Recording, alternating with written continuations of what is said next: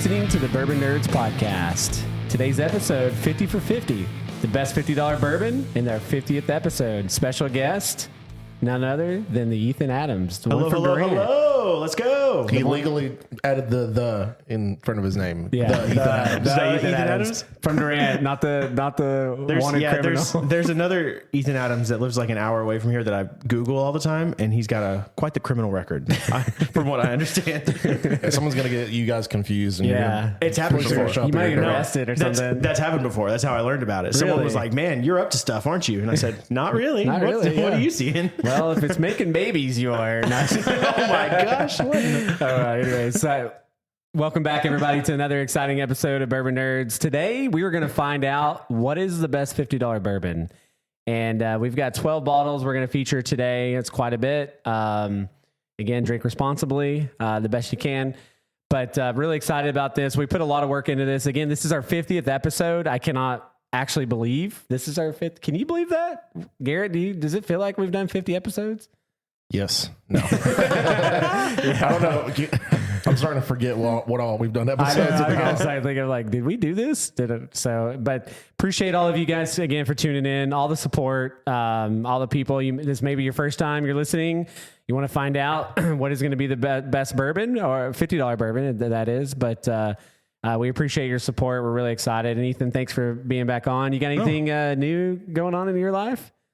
Not particularly. I know you've been really busy traveling all over the place. Yeah, I think this coming month in March, my wife counted it up. Funnily enough, my wife was like, "Hey, did you know you're only going to be home 11 days in March?" Yeah, I was like, "Oh, I didn't know that actually." Trust me. You're like, yeah. Well, next year, you're like, you remember last year in March, you were only home for 11 days, and I still hate you for that. Yep. Gonna be hearing a lot about that, Yeah. but that's Being okay. married's wonderful. Anyways, On her deathbed, 11 days. March 26. I'd still be alive if you were gone in March.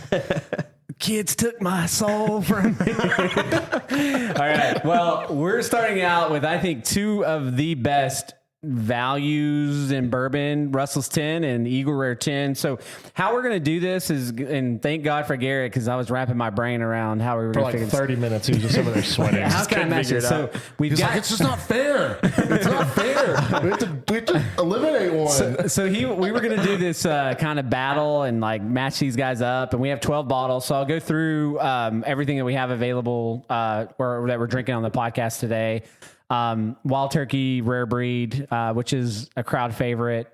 Green River Full Proof. We've got Four Roses Single Barrel, the OESO. I apologize. We don't have OESK. I did not have that. So don't sue us. Knob Creek 9-year Single Barrel, 120 proof. Bardstown High Wheat Origin Series, the 1792 Full Proof. Michter's Small Batch Bourbon, Redwood Empire 101.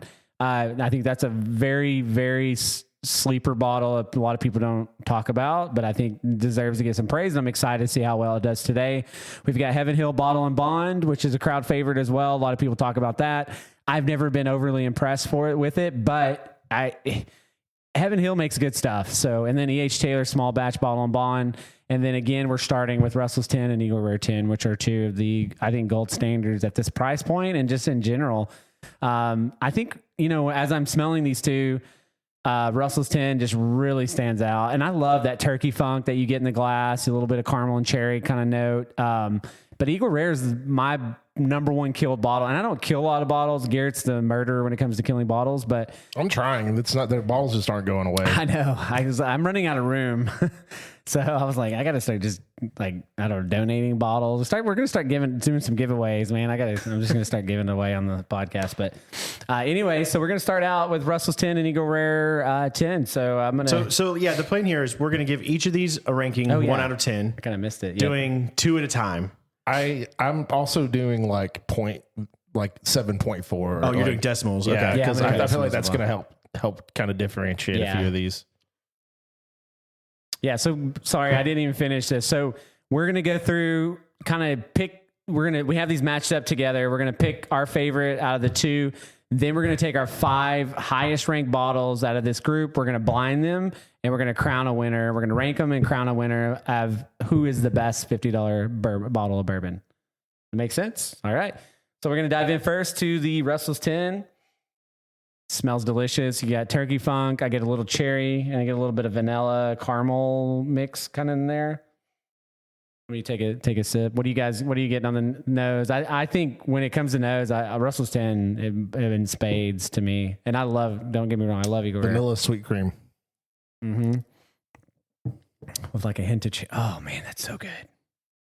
That is so good. Jeez, Russell's 10 is just It slaps. It slaps, man. It slaps my no, I'm not gonna say that. My grandma, but rest in peace. I love you, grandma. It slaps my mama. Make you want to slap your mama. All right, now Eagle Rare 10. Again, these are both 90 proof, but this doesn't smell like a 90 proof at all on the Russell's 10. I'm smelling Eagle Rare. I get a little bit of leather, oak, and like some kind of sweet, like toffee. Get like some sweet toffee on it, but I'm going to drink the palate.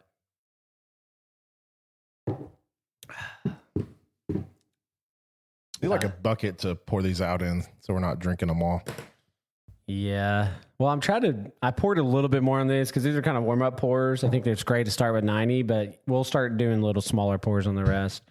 And we're probably going to have to take some breaks and cut. This is probably going to be a tough episode to edit, but we got Ethan here. So I don't know. I'm sure have you started on that blue one? I have, yes. And that one kind of gets all over the place for a minute too. That's okay. That's okay. It did. It was good. It was good conversations though.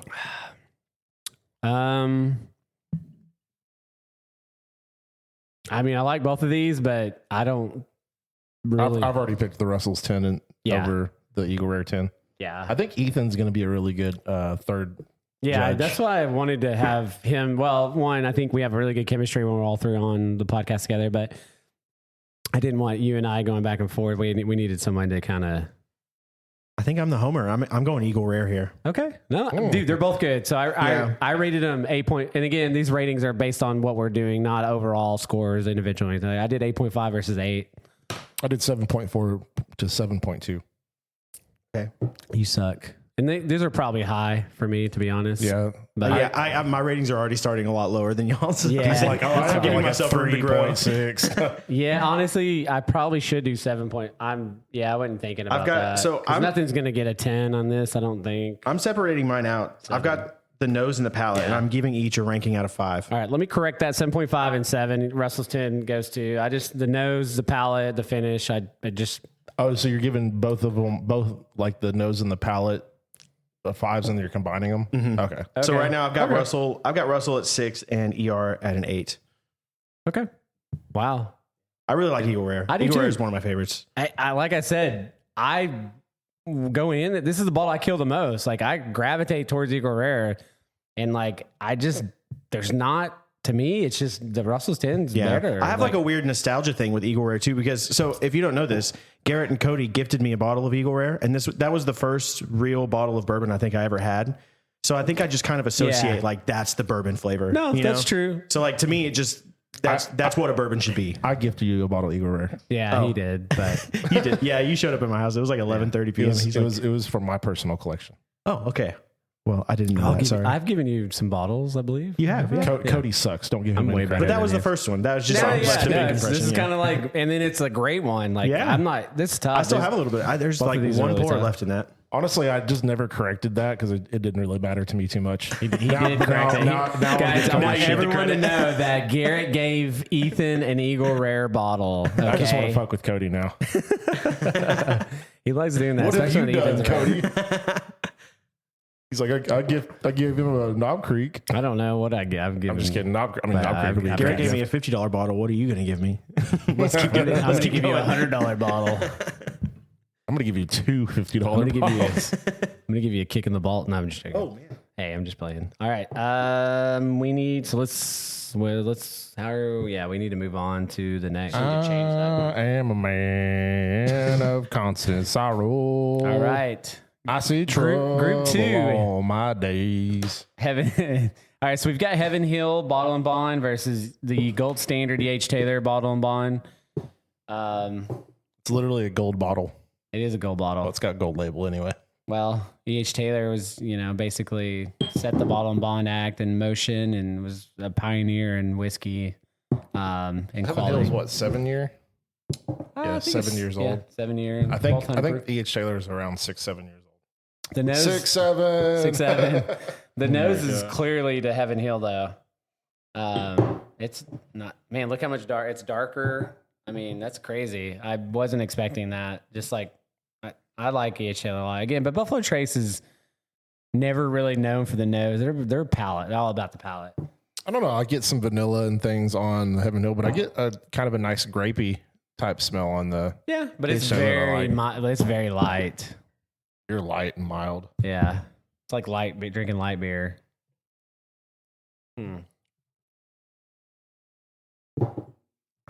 Man, that E.H. Taylor is so good though.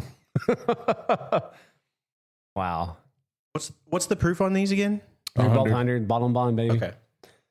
100 proof, government regulated, coming from the same distilling season. Oh, there's a little mosquito flying around here. This is a tough one. So far, Heaven Hill's probably the least favorite thing I've had so far. I don't like the Heaven Hill bottle and bond, just for throwing it out there. I do like it. I think it's good. But I do like older Heaven Hill, but I don't know. It's the younger Heaven Hill I'm just not a fan of. But I do like, I don't know, just the E.H. Taylor is just freaking delicious, honestly. Wow.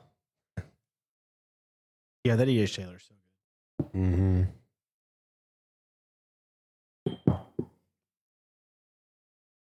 These are way different to me too. The E.H. Taylor, I think it drinks a lot sweeter than the Heaven Hill. I don't know if you guys are getting that. Yeah, it is for sure. I'm picking E.H. Taylor. I am as well.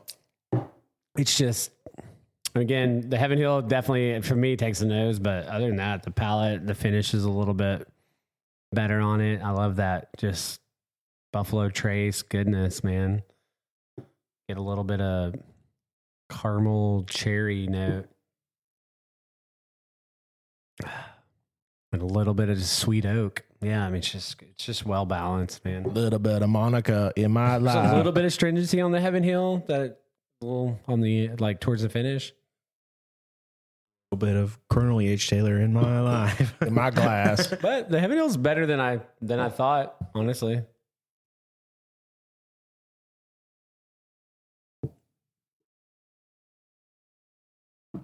Wow. Yeah, my ratings are way different on this one. So I gave the Heaven Hill bottom one a 6.4 and H. Taylor 7.8. Yeah, I have the H. Taylor as my high score right now, 7.75. I do too. Look at us go. But again, this could change, and I'm not saying it's better than the Russell's 10. It's not bad. There's nothing about the Heaven Hill that just blows me away. It's a little harder than I thought. Just kind of getting all these set up and ready to go. So that was group 2. Group 3 is the 101 and Michter's. I'm very excited about this. I'm rooting for you, Michter's. I'm a Michter's guy. Let's go, baby. I just spilled some of that Michter's. So this one's one of the, you got a little bit of a proof difference. Pipe Dreams 101, and then the Michter's is 90 proof. But 94, I think. But the thing about Michter's is it always punches above its weight class. Typically, yes. So, I mean, Michter's 10's one of my favorite bourbons ever. So it came out a little. Sorry, it came out a Garrett little pour faster. over there. Yeah, that's like a mini Garrett pour, but yeah, Garrett's been ripping off the Garrett pours lately. He has, man. He's been killing it. So let's smell it.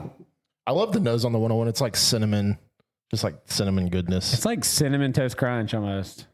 It's delicious. Like if you opened a box of Cinnamon Toast Crunch.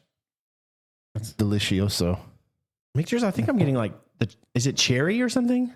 There's something very fruity in there, I think. Yeah. It's got a little funk to it. I don't know if it's kind of like a sweet cherry. Yeah. Like, those little cherry sours? But it's not, oh man, that's crazy. I don't remember getting that much cherry on a Michter's. Man, I love that nose. The nose goes to Michter's for me, but they're both amazing, honestly. I love Pipe Dream. That's one of my favorite Redwood Empire bottles. So I just really like that cinnamon note. Yeah, note. No, they're both amazing. I'll give the nose a little bit to Redwood because there is a little bit of a funk on the Michter's, but it smells nice too. Yeah, it's that cinnamon. I don't know. I like that cherry note a lot. I'm surprised you're not. I don't get it a whole lot, I guess. Wow. I get a little bit, but Okay, it's calming down though. It's turning more into like caramel. Yeah. Okay, but it was I was stepping in what you're smelling or whatever that saying is right now. My brain's overloaded right now. This week's been super busy. It's been 1 week since you looked at me. I mean, it's just it's one of my goals so good to sing that song karaoke. I know a guy who learned every word of it. I'm like, I just haven't been 1 week since you looked at me. the lyrics. Bare Naked Ladies. It's a good song, man. We need to do karaoke soon. I think Garrett does it like every week. Garrett's like a regular now at Red Barn. They should start paying him to come sing. I don't know, boys. I'm going Redwood. I'll say it. Y'all are gonna. It's very close, but I think I'm going Redwood. Hold on. I need a little bit more time here. That Redwood's good, I'm though. giving Redwood a 7.5 and Michter's a 6.8. So, little close, but how are you deciding those decimals? I'm just going with my gut. It just feels like a 0.8. Okay. Well, it's like Got a good finish. one bite. Everyone knows the rules. he always has that like little. He's got the decimals.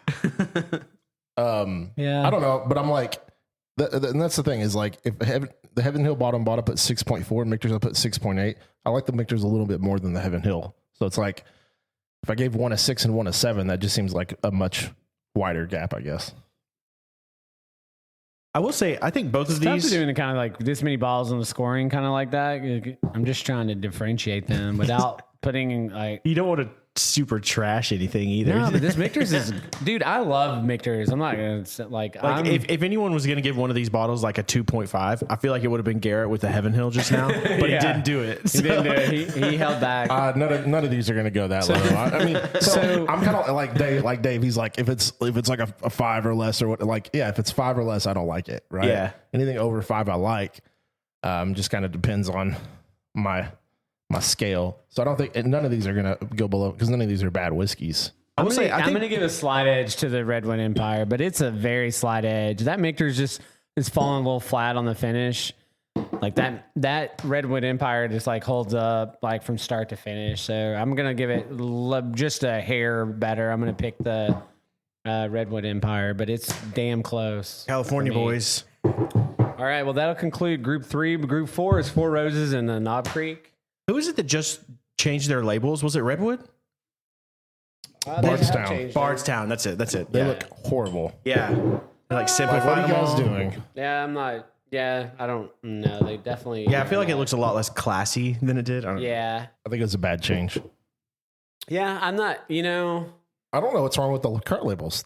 I think they look great. I think they're. I mean, if you're like hard looking to at a tell what it shelf, is. if you're looking at a shelf from 5 feet away, it's hard to read. Like the font is super small on them. Agreed. I also really like the bottom. I like the label, it's got but they need the to grain change and the stuff font on up it. a little bit. But I Yeah. don't like the new label, unfortunately. Yeah, the label's great. I think the font is just too small. Like all of the look at the Bardstown label compared to Green River back there.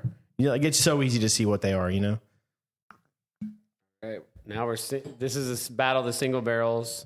That's an episode idea. Review all the labels. Yeah, A label tournament. we need to. Honestly, Redwood has some sick labels. They do. Yeah. I really want to get their new bottled in bonds because they come in those tubes, and like the Grizzly Beast is like Four Roses new labels are great. I love it. Oh, this is a fresh crack. it's like a grizzly bear wearing like a robe. Several, Like one of those like satanic cult kind of robes. So the Four Roses is literally the only fresh crack I did yesterday. The others, there was 5 bottles that I just opened last week. This Four Roses is like the coolest cap I think I've ever seen. Dude, yeah, look, it's got a rose on the top. No cap. No cap.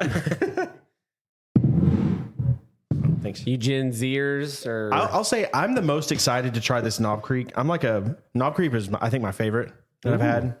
12, right? And yeah, Knob 12. That's my favorite. Trails of bottle. Truth. All right, so we're doing Four Roses single barrel, which is a 100 proofer, and then we got this Knob Creek single barrel reserve 9-year, 120 proof. So So good. yeah, where's the cap? Four Roses didn't have actually it. smells pretty good. It's right there. No cap. Literally, I couldn't find it. But yeah, it's gonna be hard. It's hard to beat this Knob Creek nose though. Yeah, but I mean,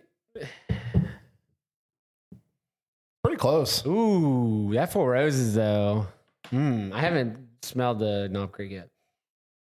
God, they're both smelled it. Oh God, they both smell so good. you get that Jim Beam nuttiness that I just love. Oh yeah, have you guys talked about the whole Jim Beam thing either? What Jim Beam thing? That they're like shutting down for a year or something? Oh, they're have y'all done that on an episode? Not yet. No, they're slowing down their production or whatever. Yeah. So, like, is this stuff all going to get? Are their products going to get a lot more expensive? No, I don't think so. There's just an way overproduction. Oh, you think they're just stopping their like mainline stuff. Yeah. Like, so the lower. So all these like okay. Yeah, there's just oversaturation. I mean, the exports are down across everywhere.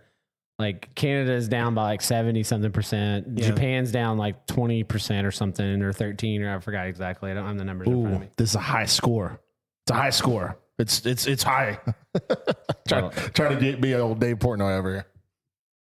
Miss Peaches. This is tough. Oh man, that Four Roses is good. I don't care who you are. I haven't had the Knob Creek yet. This is tough. This is a lot tougher than I thought it was going to be. I was just thinking the Knob Creek was going to blow this out of the water. My score would say so, yes. Knob Creek is killing it. Ooh, that Knob Creek is good. Holy smokes. Do we have a new high score over here? That's what I said. For real, I thought I'm in late territory. So again, I'm giving each of these a score on their nose and their palate, and I'm giving Knob a 5 out of 5 on the nose. That's just really. Oh, a 5 out of 5. Sorry. Yeah, I was thinking a 5 out of 10. Sorry. Yeah. Oh man. Gosh, it smells so good. This does smell good. Four Roses smells pretty good though too. Gotta give credit. I mean, you got a 20 proof difference. It's hard to beat that, to be honest. If this Four Roses single barrel was 120 proof, it might be a different story. I don't feel like they taste like they have a 20 proof difference. Yeah. I don't know if it's the Four Roses drinking hotter than it is, or their Knob drinking a little bit lower than it is, or maybe a little bit of both. Knob is clear winner here. This is Knob's now, which is crazy in my highest score. This Knob is single barrel is fire. Again, single barrel. Some single barrels just slap, man. I mean, that's the thing about single barrels and why people love them. You just never know. You know, and Eagle Rare is actually considered a single barrel, so you never know what you're going to get. You never know what you're going to get. It's like a box of chocolates. Jenna, why'd you give me the AIDS, Jenna? Oh, that Knob Creek is so good. Yeah. Wow. That's my highest score right now. It is mine as well. Dude, is Jenny that better than the Knob Creek 12? Is Jenny the worst villain in movie history? Maybe. She's like seriously like one of the worst possible human beings. And Forrest just loves her so much. I love it's you, funny, Jenny. like when we were watching, I feel like when we were watching that movie as kids, no one picked up on that either. They were just like, yeah, that's his friend Jenny. Yeah. And they didn't realize that cool, the whole Jenny's time. back. Yeah. Wait, what happened to Jenny? And now I watch it and I'm just like, oh my gosh, she's back again. This bitch. It's like, there she is running through the water in DC. Come I on. hope you die burning hell. It's like Robin in How I Met Your Mother. It just somehow just keeps coming back Just to her. stop. Yeah, just give it up. Stop collaborating. Listen, Jenny's back with a brand new edition. Like Robin's Canadian. Like she can't be that great. No offense to the Canadian. Blame Canada. What are you talking about? Did you see that in the Oscars back in the day whenever they were nominated for an Oscar for Best Original Song? Yeah. And so they're like, these are so stupid. I hate award shows. Let's just trip acid and show up in dresses. And so they did. And you can just tell they're blitz out of their minds. And they're like, we probably really won. And then they saw us show up in dresses. They're like, no, don't give those guys the They Oscar. did it last minute. Yeah. All right. Group 5. We've got I think a banger of a bottle, 1792 full proof. I recommend this And then bottle all the time. to Probably people. my favorite to possibly win this whole thing. It's very up The there. Bardstown is what I was talking about. Oh, Bardstown? It's one of my favorite bottles. Yeah. No, Bardstown's good. The high wheat. Is that the Discovery? Which one is that? No, it's the Origin Series. It's a high wheat. It's an everyday bottle. 106, Weller Killer, easy findable shelfer. Son, I know what you've done. Only one The color of the 1792 is blowing it to out of the park here. outrun me. I feel like these next four are just going to blow out. That Yo, have you ever noticed the wheat on the back of this? That's what I was talking about Yeah, earlier. That is so. That's a cool I've never bottle. seen that before. Yeah, they have some really cool stuff on their bottles. I love, and that's why I think it's stupid that they changed, and the changes looks Yeah. horrible. But I mean, when you think about this price point, like, you know, and this takes me back to being when we were at Total Wine and the guys like trying to sell Rambler or Chestnut Farms crap. And I'm like, hey man, They're just trying to move product. Yeah, That's not I'm selling. like, I'm not trying to brag or anything. I was like, I do have a bourbon podcast, but I was like, I recommend, he was looking for a rye and I was like, I recommend this. And I gave him 2 different recommendations. Around the $50 price Like point. the he said this was good. I'm like, yeah, he's trying to make commission. Yeah, he's making commission off of it. But I mean, and I wasn't trying to. That guy got real pissed too. I wasn't trying to steal his commission or anything. I get Total Wine workers. You guys can't mess with the man's money, dude. I didn't know guys they are- made commission off those. They got to make commission. They're Yeah, selling. I mean, their Specs Total does Wine. too. Yeah. That makes sense now that you say that, but I never thought about that. Funny. But That's why they're always asking, "Do you need Yeah, I help was with like, anything? There's always You want someone some creeping on the aisle, just recommendations?" watching you. Yeah. yeah, I think I said 1792 full proof, and then he wanted a rye too. I was like, Pikesville, dude, you can't go wrong. $50. But we're gonna do a rye episode like this too as well. 1792 nose is nice. Yeah. And it smells like banana and like Foster's caramel, like a banana stuck in caramel. It's delicious. I have a hard time just pulling flavors out like you do out of the nose, but you say banana, and I'm just like Yeah. immediately, oh my god, that's you banana. get it. And then the wheat, it's like, Damn, it's just wheat spice. both Like, of these are very good. God, dude, this is.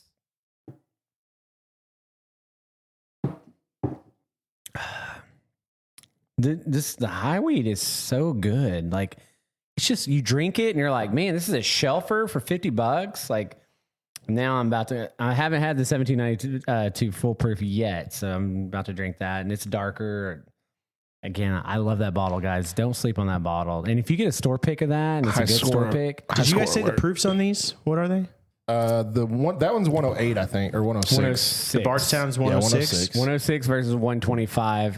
Yeah, okay. Oh God. Man, a 125 proof for $50. That's like a bargain right there. But this, God, it's sad. It's just not fair, honestly, with the proof. But, yeah, I mean, it's good. They're both good, but 1792 full proof, it's not close, honestly, and they're both amazing. Mine are very close, but I still pick the 1792. I mean, I got a 1 point difference. I got 8.5 versus 7.5, and this is my top score now. Surpasses the. Knobs down. No, Knob's still up there. Knob's gonna make the finals, so that's good. Unless this Brer Brie and Green River. I put The 1792 is so good. I love that bottle. That's so good, guys. Come on, it's the high wheat too, delicious. And I did recommend the Bardstown High Wheat to a guy. He was like, I was like, how much are you looking to spend? He's like, oh, you're looking for a new bottle? I was like, okay. It's like, I was like, I gave him 3 options. I was like, man, I really recommend that one. He ended up buying the Bardstown High Wheat. So I like to talk to people when we're doing our bourbon hunting videos and stuff and recommend, and then people like really like those bottles. But yeah, that 1792 full proof. What did you pick? I picked the 1792 as well. And I'm assuming you did as well. yeah. Just a slight Must edge. be the whiskey. And that Bardstown High Wheat is delicious, guys. It's so good. I gave Bardstown 8.1 because I think Knob Creek was a little better, so I put it a little bit below Knob Creek. I didn't. 1792 full proof, I gave it 8.8. Wow. 8.8? Dude, that's so good. It is. I agree. I told It's you, my highest score, I told too. you I wouldn't be surprised if 1792 just takes it. Honestly, I Oh, wouldn't I can't either. wait for this blind and you pick it last. I can't wait. Yeah, I don't know. All right, now we got the big boys. The final, like what we honestly, I mean, the it's Green kinda River Full Proof and then the Wild Turkey Rare Breed. I actually, because I really like the Calumet 18, but when you did it in a blind, I'm like, this tastes like earwax. Yeah, dude, it got smoked. I was like, what is going on? I mean, I think we really should have snuck a bottle of Benchmark Foolproof in here for Cody to see how it competes with all these. Dude, I've been drinking all these out of the water. I've been drinking the crap out of that Cooper's Craft 100, man. Dude, that stuff's good. I love killed that my bottle. It's That so bottle's good. so yeah. good. And it's like Yeah. $30. Yeah. That bottle's incredible. Green River has one of the most interesting bottle shapes I've ever seen out of a bottle. Yeah, well, it's a horseshoe. Oh yeah. You see Okay. it Now on the bottom. Yeah, I see Garrett. He pulled up the bottom. Cool. These to me are the two kings of the castle, but again, 1719. King of the castle. King of the castle is a chaise walking. Go Very do this. Go do nice. this. Oh my god, that rare breed smells like heaven. If I want, How far is heaven? This is gonna be an all singing episode. Like I just can't get fucking songs out of it's my okay. head. I don't know that I've ever had rare breed Oh before. my god. Now that I'm thinking about it. I don't. You know, it's funny. It's such a great bottle, but I don't drink it, or we don't talk about it a whole lot. And it's a phenomenal bottle. This one took a while to grow on me because I wasn't really. I got it like early on in my journey, and I wasn't super Yeah. into higher proof stuff yet. No, he was all like, "Oh, you're rare, and each Taylor small batch are the best," which they are very The good. Green River nose is nice. Dude, it is. I love it. Actually, they're really similar.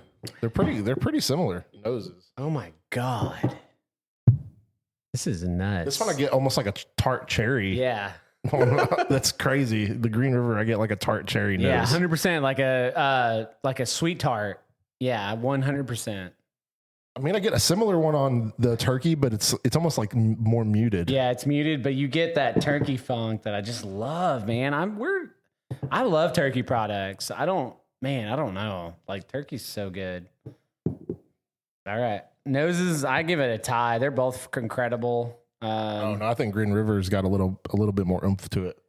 I'm polar opposite. I don't like the nose on the Green River. Really? No, I don't Wow, I like it. love There's that something cherry. funky about it that I don't like. Wow. That sure? wild turkey rare breed is Are you just sure you're not mixing them up? No, I I don't know. That wild turkey rare breed is incredible on the palate. It's just everything you want in a bottle. it's just wild turkey, but better. at its you know, best. Yeah. It's like wild man. The Green River, honestly, I don't know. There's just something funky about it that I'm not crazy about. Just on the turkey, nose. you get turkey funk, spice, a little caramel, and cherry, and little oak, and it's just amazing. And it's well balanced in a package, and it delivers, and it's from start to finish. Now I'm gonna drink the Green River.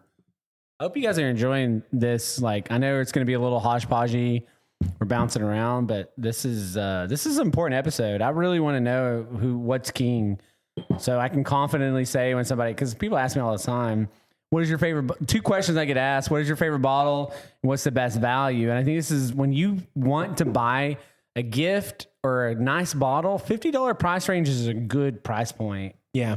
So you don't want to take somebody like you're going to a birthday party. You're not going to take somebody a Buffalo Trace. I'm sorry, and Buffalo Trace is a fine bottle, but you want something a little more punch to it. I would feel fine buying someone a Buffalo Trace if they're like, if they've never Brand had, new, if, yeah, if they've brand never new. gotten into bourbon before. All right, I'm wow on the palate. Oh my god, Green River full proof, dude. Holy smokes, these are both incredible. That reminds me of that time we went to Specs and that guy came in. He's like, "Oh my god, I've never seen this much Buffalo Trace before." I'm calling this a tie. I can't pick one of these. I'm a lot lower on these than I think you guys are.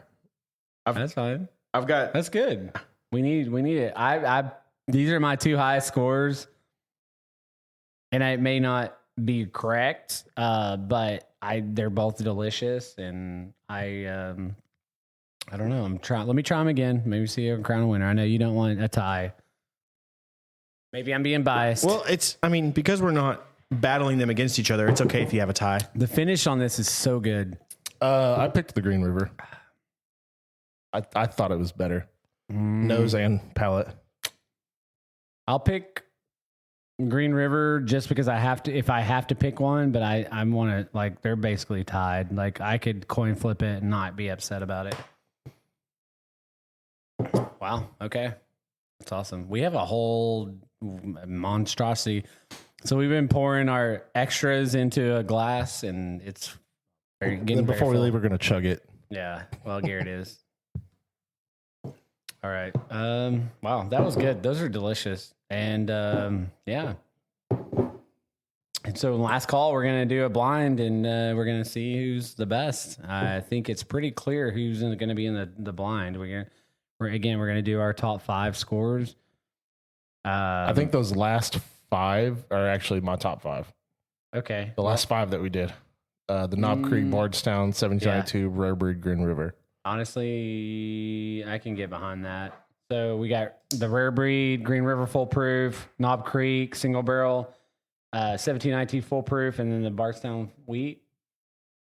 I think the only thing you differ is... I don't have the Green River in mine.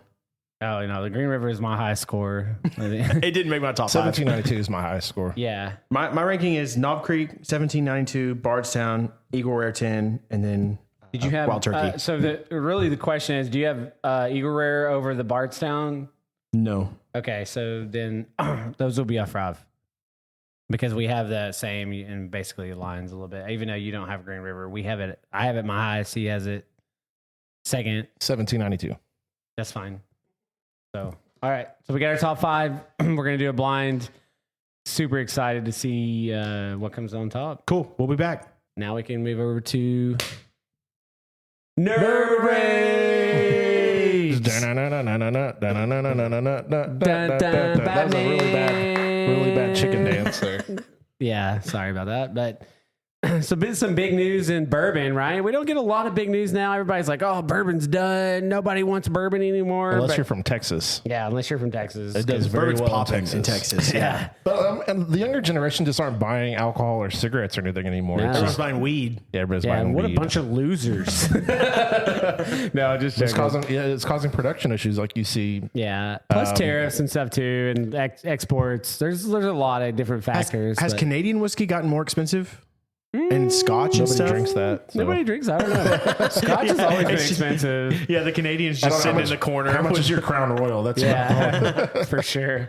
But there is some good Canadian. But so they have good ryes. I like Canadian ryes. So Kieran sold Four Roses, which is kind of incredible. So Gallo bought that. Gallo owns obviously the wines that you've seen. They own Horse Soldier, which I didn't know. I learned that actually today, which is pretty exciting. I think this is for $775 million. I think this is a huge win for the Four Roses brand. Kieran wasn't really doing a lot of advertising and marketing for Four Roses. I think Four Roses is a very underrated brand in general, and they have a lot. I think there's a lot of things that they need to change. There's so many different recipes. I think it's very overwhelming to people, but when you think of quality and consistency, I think Four Roses has that at their label. And I think if you can pump some marketing, get some reps, I've never seen a Four Roses rep at any event that I've ever been to. They've won awards for best single barrel, tons of different stuff, but I think that's really exciting to see what Gallo is going to do with them. I know Fred Minnick has a really good clip out there. It talks a little bit about some of the history of Four Roses. They're kind of one of the better American stories about whiskey and, their heritage and where they came from, and and Jim Rutledge and all that stuff. So we definitely need to do a podcast over that specifically, especially with all these transactions and seeing where they're headed. But I'm really excited about that. We did do a Four Roses episode though. We did, but we didn't talk really about, Jim Rutledge and some of the history and reviving the brand and stuff. We talked a little bit about it. I think we touched it on it, but we didn't really go into a lot of depth. You made a good point about the marketing. Like before I started hanging out with you guys and drinking bourbon all the time, I'd never heard of Four Roses before. Exactly. Didn't know what it was. Didn't know it existed. No. And and it's crazy because you think about Horse Soldier, which is I think a cool brand, but I love Horse Soldier, and I that's what I was telling Cody for if we want to do like a 9/11 episode. Yeah, absolutely. Later on, do a Horse Soldier because their plates that they put on the bottles are metal from 9/11. Oh, wow. Yeah, and so actually the Horse Soldier guys that own, they were veterans. They were the veterans, but they were the ones who rode the horses into Afghanistan or something like that. And so they had made a whole movie about it. It's it's a big time movie. That's wild. And So it's an incredible a very story, heritage and stuff that they have, but and I'm not trying to Horse Soldier's a cool brand. I think they've got a lot of good things going, but they're not Four Roses. But that'll be a fun. I just wanted to bring that up because I think it'll be a fun episode and a lot of really cool stories. I can't wait for that. And they are making some good stuff. I'm gonna watch that movie before, so 100% for sure. But like Four Roses, like give them a little bit of marketing, give them a little bit of time, and I'm really excited to see where they go with this. Honestly, I look at Four Roses and I see all these recipes, and I'm just like, it just seems like a gimmick. Like, why do we have so many recipes? Yeah, what's going on? I know you're trying to be different and whatever. I personally haven't. I've liked some of the older barrel proof single barrels. They're like $120. So and they're a little harder to get. I liked the limited edition.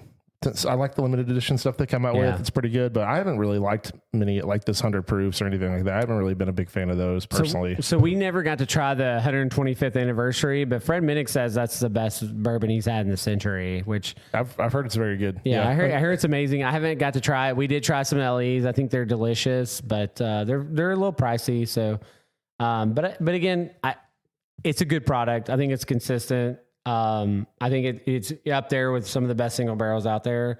We just tasted the OESO, which is a fresh crack from yesterday, and it was very good. Like I enjoy it, and I'm excited to see where they go. And I think, I'm looking forward to their future. So for sure on that. Did you say that they sold it for $775 million? Yeah. Okay. That's crazy. That's a lot of money. A lot of money. Yeah. I think that's a smart move for Kieran too. I mean, bourbon's kind of down. They can focus on their beers and other stuff that they got going on. I just I don't know that I would have guessed that any of these brands other than like Jack Daniels would have been worth that much. Yeah. Well, I mean, Jim Beam's worth a ton of money, and obviously Wild Turkey and Buffalo Trace has got to be up Bardstown. there too. I mean, Bardstown just did $1 billion expansion. So, I bet Buffalo Trace, if they sold, would go into the billions. I think they would too. Yeah. Yeah. Oh, 100%. I think it's easily like a billion minimum. Easy for sure. And Sazerac. It's like It's something Sazerac in general. That's something that you never think about, but then once you see the number, you're like, oh, let's hold on. Yeah. Okay. Yeah. I guess that makes sense. Yeah. It is important. I mean, Sazerac, I think, does it the best, right? With their products and their marketing and stuff. And like everybody's heard about Flow Trace and those different E.H. Taylor, the gold standard. They've got the legends of bourbon. They've got the history. They've kind of got it. And you don't see, I've never seen a Sazerac commercial about Eagle Rare. Yeah. And like a Buffalo Trace. I've seen a ton of Jim Beam commercials, a Makers commercials. Yeah. And they've done a good job with their marketing, but it's interesting how much marketing influences our buying habits and like what bottles we gravitate towards. And that's why this is going to be such an awesome episode to get you to see.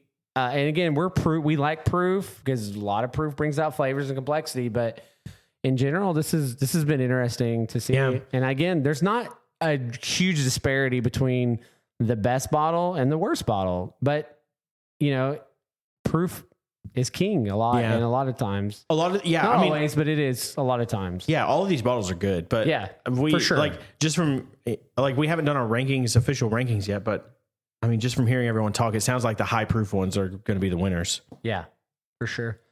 And proof helps. Yeah, for sure. It really kind of helps. It just really helps the flavor a lot. It helps it come out. I guess I didn't want to say explode, but it just explodes with flavor like a Gushers. I feel like it's just more memorable. Like Gushers, when you take a sip of something and it punches you in the mouth, you're like, oh, and then 20 minutes later you remember that. I'm curious what you think about the Hochatown barrel proof when you try it. I'm excited to try this. It's very. I really like it a lot. Yeah, and it's one of those like the more you drink it, the better you like it. Like it just gets better and better, and I love that about a good bourbon. I remember when I went out there with you guys last year, he was hyping this up. He was asking about you. Yeah. He was was he really? Yeah. He's like, where's your nerd? Yeah. Where's your other nerd at? For sure. So I know we've got a bunch of labels to cover too as well. Do you want to I do have quite a few labels. Let's talk about some of these. Yeah, absolutely. We need to get one of those like news sounds coming in. Like, We're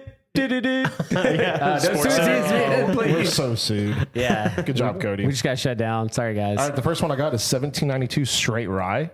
I am excited about that one. 100 proof.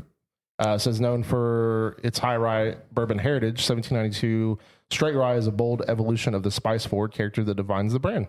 I like bourbon stuff. Sorry. I don't see a mash bill or anything, but I'm excited for that. Mm-hmm. Green River honey finished.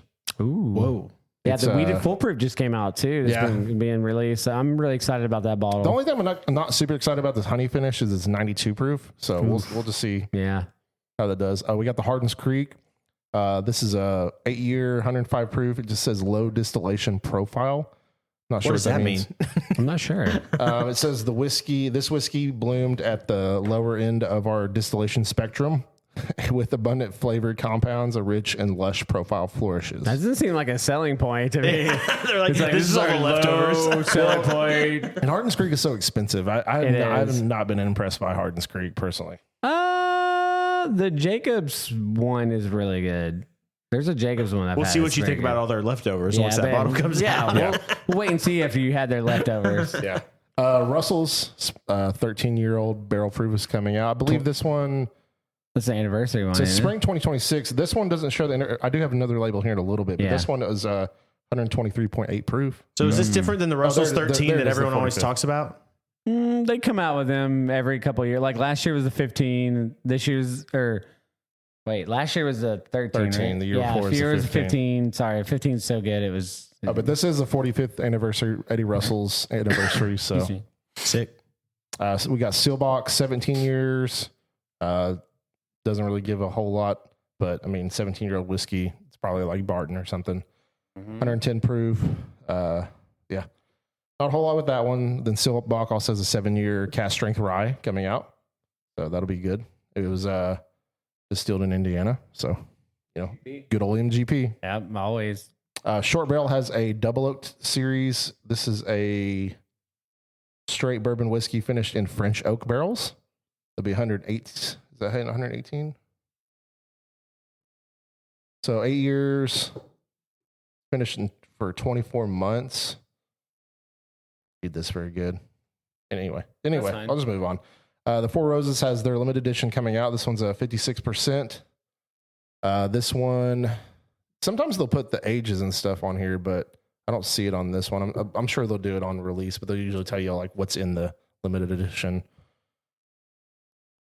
But I did like some of these flavors they gave. It just says highlighting our signature mellow spice, savor every sip. I thought that said melon spice for some reason. I'd be like, oh, okay. Blue Note has that cask series coming out with like 100 different things. Yep. Interesting one. Elmer T. Lee has 40th anniversary coming out. And it's single barrel that's foolproof. This one says 127.8. I really, really want that bottle. Good luck. Yeah, I know. This one's going to be really hard to find. If there's a bottle like I really, really want, that's high on the list. That's up there with Eagle Rare 17. Abraham Bowman has a release coming out. That's a 12-year finished in sherry casks. Sounds pretty good. I would like to try that. 118 proof. Yeah, that's a great proof point. Nulu has a straight rye finished in maple brulee barrels. Maple brulee, sign me up. Finished for 12 months. It's 6 years old. One of my favorite desserts. 34 Chop House is a great one if you are looking for a creme brulee. Okay, Cody's talking about sweets now. Jack Daniels has an interesting thing where they're releasing a couple of different things, and there's like different check marks, but they got the Coy Hill Rye coming out this year. Yeah, I saw the Coy Hill Rye, which is probably going to be phenomenal. Pursuit United has a Sakura Bloom barrel proof. It's a blend of straight bourbon whiskeys finished in Japanese cherry blossom barrels. Yeah, which is kind of interesting. It's got a cool little label with like cherry blossom flowers on it. Oh yeah, neat. Heaven Hill has a 13-year-old commemorative edition. It's from Rick House AA 43. I don't know what that means, but it's called Heaven Hill Deetsville. Okay, that's cool. Whatever that means. Copper and Cask. I actually really like Copper and Cask. Yeah, Copper and Cask is great stuff. Honestly, if you haven't had any of their stuff, I've not had anything bad by them. Every time someone talks about them and like someone say whiskey, all the comments are just like, "Where are you finding that? I can't find it around me." That's crazy.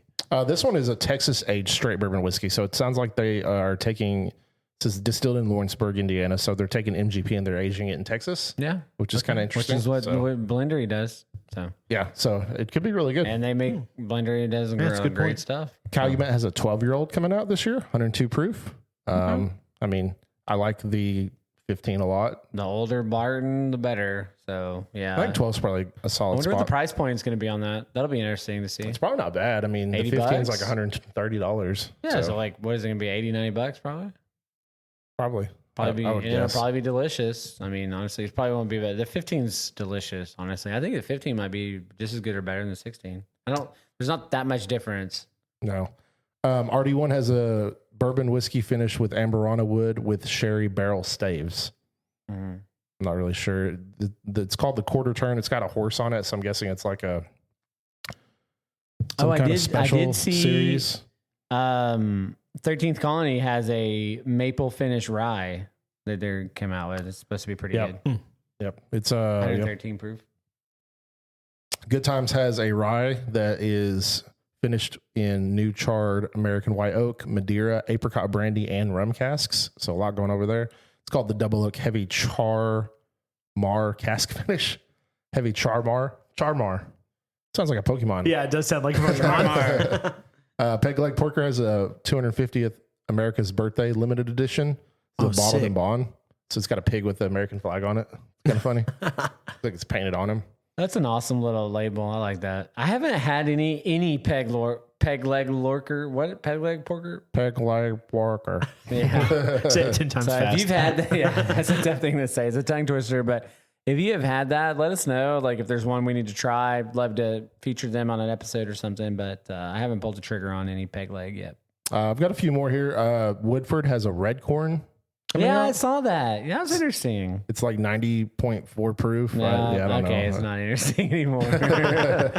Green River has a toasted double oak. I'm in on that. I love Green River. 54%. So 115.1 proof. Should be pretty good. Green River's coming out with phenomenal stuff. Like, and they're owned by Bardstown, so they've got the backing. I mean, I love Green River stuff. We got Don't the sleep on them. new Star Hill Farm 2026 edition Yeah, coming I'm out. excited about that. That was a phenomenal bottle. It was very good. I finished the crap out of it. I have I mine. think the last one I have here is Blue Note Weeded Bourbon. Yeah. 101 proof. I'm looking forward to that too because I love Blue Note. Comes out with some great stuff. Their uncut is one of the best. Shoot, we didn't put that in there. What? Blue Note uncut. That's what's missing out of this. Oh well. I apologize, people. I should have Sorry, Blue Note. represented them. Yeah, Blue they're going to Note be Uncut. pissed. That's They'll a be like, phenomenal what bottle. the hell, dude? That's better. There than goes the Blue Note Yeah. half sponsorship. of these bottles. Yeah, I know. Sorry, Blue Note. Represent, man. Mad respect. We haven't done a Blue Note episode. Nope. Yeah, well, you good. There you one to go. come up. There we go. Add it to Make the it up list. to Make it up to them. Add it to the list. All right, I think that's going to conclude Nerd Rage. Let's move over to Whiskey Sideline. We've got a Got a lot lot. going on here.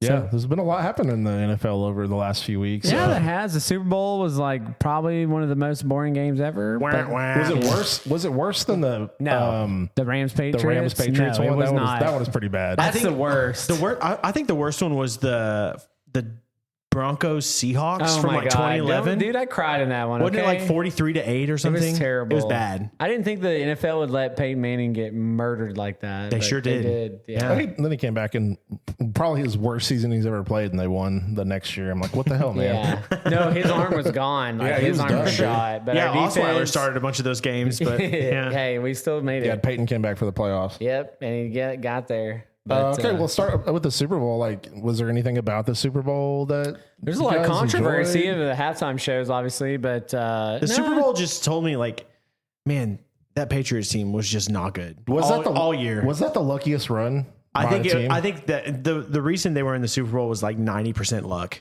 yeah, and then Bo they were Nix just like, breaking his okay, ankle. yes, Well, exactly. Their yeah. matchup. They played one of the worst easiest schedules offensive ever. teams I've ever seen in the Chargers. I don't know what the heck Yeah. happened to them. And And they then just CJ looked Stroud terrible. just decided to take a dump on the field instead Yeah, of trying he to play just football. He just throwing balls up and stuff, and then Bo Nix Bo Nix breaks his ankle, and they get the lead against Jarrett Stidham, and a blizzard rolls in and just kind of ends the game. But I will say this: I don't think anybody was going to beat Seattle. Like whoever won out of the Rams, Seattle was going to win. That the was Super the real Bowl. Super Bowl. I mean, honestly, yeah, that NFC that was the Championship Super was Bowl. definitely And the I Super can Bowl. honestly say that. But the Broncos would have beat if with Bo Nix was healthy, we would have beat the Patriots, no question. I don't care. I don't know that you guys were beating the Seahawks, but you probably would have No, been I don't think we probably would been have a better game. Yeah, no, it probably would have been a better game. I think we have a little bit better. We have a better defense than the Patriots. But you know, it is what it is. Kenneth Walker balled out. You know, he had a great game. He did. Yeah, he's He one got of the. MVP, right? Super He Bowl did. It's MVP, like, yeah. Super I think Bowl it's only the second time a quarter or running backs won a MVP. It's been like since the 90s was the Yeah. last time it happened, I It's been a long think. time. pretty good. I'm pretty sure the Seahawks have come out and said since then, by the way, by the way, everyone, we're going to spend all our money on JSN. Yeah. So Kenneth Walker is probably going to be a free agent. Texans could use a pretty good running back. Yeah, I mean, I keep seeing that. Scoop up. I Ken keep Walker. seeing that on feeds and stuff. Like, I don't hate that idea. I would rather put money into an offensive line. Yeah, but man, the reigning Super Bowl MVP is like, I don't know. I kind of like to have him on my team. I agree. Debatably, JSN is probably more important though. Yeah, I think so. Obviously, they don't respect Kenneth Walker that much because they were just letting you're not losing that Charbonnet much. and everything. Zach Charbonnet's proven he can. He's fine. He's just not as talented as Kenneth Walker is. No, he's better at the goal line. He might be a better blocker and he might be a better catcher, but he's a better goal line back too. Is he bigger? Not by much. I mean, a little bit. But scheme and stuff is a big deal with Kenneth Walker. But I don't know. It'll be interesting to see where he goes. Cowboys could sure as hell use, if you're going to talk about a team that could use an upgraded running back, I think he would be. Your boy's in Dallas, though, right? Javonte looked good, dude. He's fine. He did a They good. just need someone to plump into the end zone whenever Dak can't throw it to the end zone. I mean, Javonte's. I mean, in 1 year he did good. Okay, he's had 2 good years in his entire career, but I like it. He's a good player. He's a nice guy. I've heard a lot about the Broncos trading for AJ Brown. There's a lot of talk about that. AJ Brown's going to be a big topic of conversation the next couple months. And Tyreek Hill, I heard, was released, and then all of a sudden now he needs another knee surgery. So I did not hear that. He may not play next year. So I don't know what's going on with him, man. Not sure, but the Miami saved like $22 million by releasing him. So they've cut a lot of people. Bro, I would not touch AJ Brown with a 10-foot pole. Really? That guy won a Super Bowl and then just immediately started a bunch of drama. Like, what else do you need? He's a drama kind of guy. He's a drama queen for sure. But he's a super talent. Look at his statistics. Like last year, outside of last year, where their offense was god awful. He's statistically one of the best receivers in the league. He's always been inconsistent. Like he'll have like a 40-yard game, and then the next it's like a 200-yard game. Yeah, but I think that's more of the Eagles' offense than anything else. But do you want that to be the talking point of your team? Not really. It's AJ Brown tweeted after the game. Let's see what he says. I'm just providing you like this. I'm hearing a lot in the Broncos. I'm in a ton of Broncos groups and stuff. There's a lot of we're gonna go after a talent and wide receiver, and AJ Brown's a good name. I mean, I prefer us to go a different route, but I mean, I wouldn't be upset if we got AJ Brown. I'll say that. I think, but it's not my number one pick to get. Going into the NFL offseason, the 2 most interesting people in the NFL to me are Kyler Murray and Tua Tagovailoa.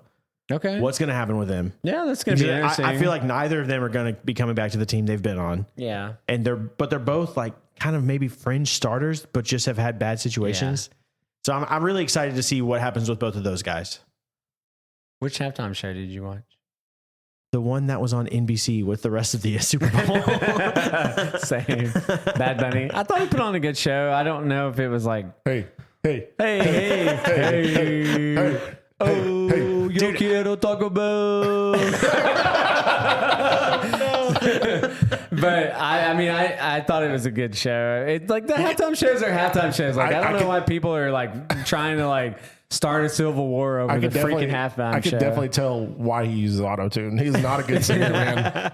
He's more of a talker, but whatever. Yeah, he's more of a talker for sure. Freaking Lady Gaga stole the show for me. Dude, she was amazing. Yeah. She came out, so she has that song with Bruno Mars that's like a soft 6/8 ballad.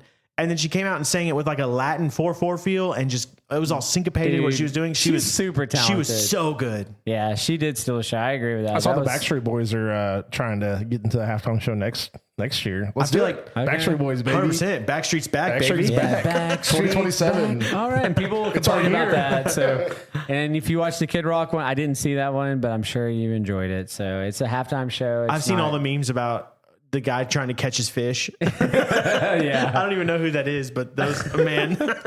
Yeah. Honestly, it's a halftime show. The Super Bowl was pretty boring. Seattle dominated it. It is what it is. We can move on. Yeah, that Super Bowl, like, just as a whole kind of sucked. Like, the halftime show, no one could understand. The game sucked. And the commercials were just like all AI. Yeah, there was like no good. There was like maybe one or two good commercials. There were a couple movie trailers right at the beginning, and then after that, everything was just like we didn't get any freaking Doomsday or Spider-Man trailers. Yeah, I thought we were going to get are they not going to advertise Spider-Man movie? That movie comes out like 4 months, dude. Like what? I don't understand. I've seen more Doom trailers and shit than Spider-Man. Like, who's the villain of the Spider-Man movie? Scorpion and do we know that? There's a Gray Hulk or something. Apparently, the chick from Stranger Things, what's her name? Sadie Sink. Like 11? Sadie Sink. No, the redheaded one. The redheaded one. Okay. Apparently, she is supposedly Jean Grey. Really? So they're bringing in the X-Men. And she's supposed to be like starting out kind of as the villain. I remember, because like she's got red hair, obviously. So she gets cast in a Spider-Man movie, and everyone's like, MJ. Well, okay. They also said that she's going to be in Doomsday and stuff, and so I was like, yeah, she's got to be a big character. There's no reason Mary Jane Watson would be showing up in an Avengers movie. Yeah. It's very possible that she's playing, and based off of I've watched the leaked trailer, it does kind of make a little bit of sense. And I think send me that. I haven't seen that. It's pretty low quality, but you kind of get the picture. And I believe Punisher is protecting her, is what he's trying to do. And so that's why Punisher's in the movie. Why does Jean Grey need protection from a guy with guns? Yeah, from the Punisher of all people. She's got Wolverine and Cyclops. What are you doing Maybe here? she can't really control her powers that well. I guess she's young, so she needs to get to Professor Xavier. And then I hear that Tom Holland or that Spider-Man may be going through some issues like internally and stuff, where he starts getting the web in his hand. He kind of starts turning into a spider. Yeah, dude. I'm all for the natural like web coming out of their actual arm. So that's why he goes to Bruce Banner asking like, what's going on with me? And then somehow Bruce Banner turns into like the Gray Hulk, and he ends up being maybe a villain at the end because they have to stop him. Didn't that happen in like one of the last Marvel movies? There was just a random different colored Hulk that was the villain at the end. The Red Hulk. God, that Captain America was not good, man. It was not good. Sorry. It's nothing against Sam Wilson either. It's honestly he doesn't have super soldier powers, and so like you have super soldiers. You have Bucky and you had the older guy. Yeah, like why not team up with those guys and you all fight Red Hulk at the end? That would have been really cool. That would have been awesome. And then they changed the leader's appearance and he looked ridiculous. He just looked, I don't know. They waste the leader's a cool villain. They just completely wasted him. Like, oh yeah, he was in the Edward Norton. Hulk movie. Edward Norton movie from 2006 or whatever. Yeah, it's like we should go back to that guy. Yeah. Everyone remembers that. A movie that didn't do very well. I don't know. So well, then there's going to be apparently like there's multiple villains that he's going to kind of beat at the beginning, like Tombstone and Scorpion and things like that. But then apparently there's supposed to be maybe an after credit scene where Mark Gargan, I think that's Scorpion's name, where he gets the symbiote and he turns into Venom. What? Which has happened in the comics. Scorpion Venom? I think he would just turn into Venom, but that was a storyline in the comics, so it would make sense. Where's my boy Eddie Brock at though? Oh, Tom Hardy's still in the Sony verse getting underused. He's still trapped with Jared Leto in the Sony verse. They're getting ready for their big team up. It's Mormon time. So yeah, that's kind of what's supposed to happen in Spider-Man, and all in, it'll be really cool. That's supposed to be in like 3 months from now, 4 months from now. It's June or July. Yeah. And then Daniel Creston. I thought you were about to say Daniel Day-Lewis is coming into the MCU. The guy that We're pop culture pouring it and whiskey sideline. The guy that directed Shang-Chi, so I think it'll be solid. Yeah. You want to talk about some of the coaches? It's kind of like the dust has settled. There's been like 14 jobs filled finally in the NFL. I just want to real quick talk about this tax thing. So I looked up, Darnold got $176,000 in for a bonus for winning the Super Bowl, and he got taxed $249,000 in taxes because California has this jock tax that they tax non-resident athletes on a portion of their annual income based on duty days spent in the state, which I think is just ridiculous. So because the Seahawks went to San Francisco like a week early in practice, they cost Sam Darnold $250,000. Well, he got 179 or 170. So he lost 100 or he lost like $71,000. So, and that's because the Seahawks went and practiced in California for the week prior. I don't know. I think it's because they played the Super Bowl in California. Well, he said it was based on how many days they worked there. Oh, okay. They base it off your full salary, not just like the bonus. Did that happen to everyone on the whole team though? Or is it just Darnold? I would assume so. Yeah, I think But Darnold there's has the plenty biggest of- contract, I think, out of. Yeah, that's true. That's the quarterback probably has the most money. Like, I don't think Drake May's had his extension or anything yet. No, he's year 2. He's still rookie. Yep. Rookie deal. Rookie deal for sure. Worst performance. I mean, yeah, if anyone were In the affected by that on the playoffs, Patriots, it'd be like Stephon Diggs, right? yeah. Probably. I don't know who makes the most money on that team, but that's crazy. They're like, Definitely not Drake May.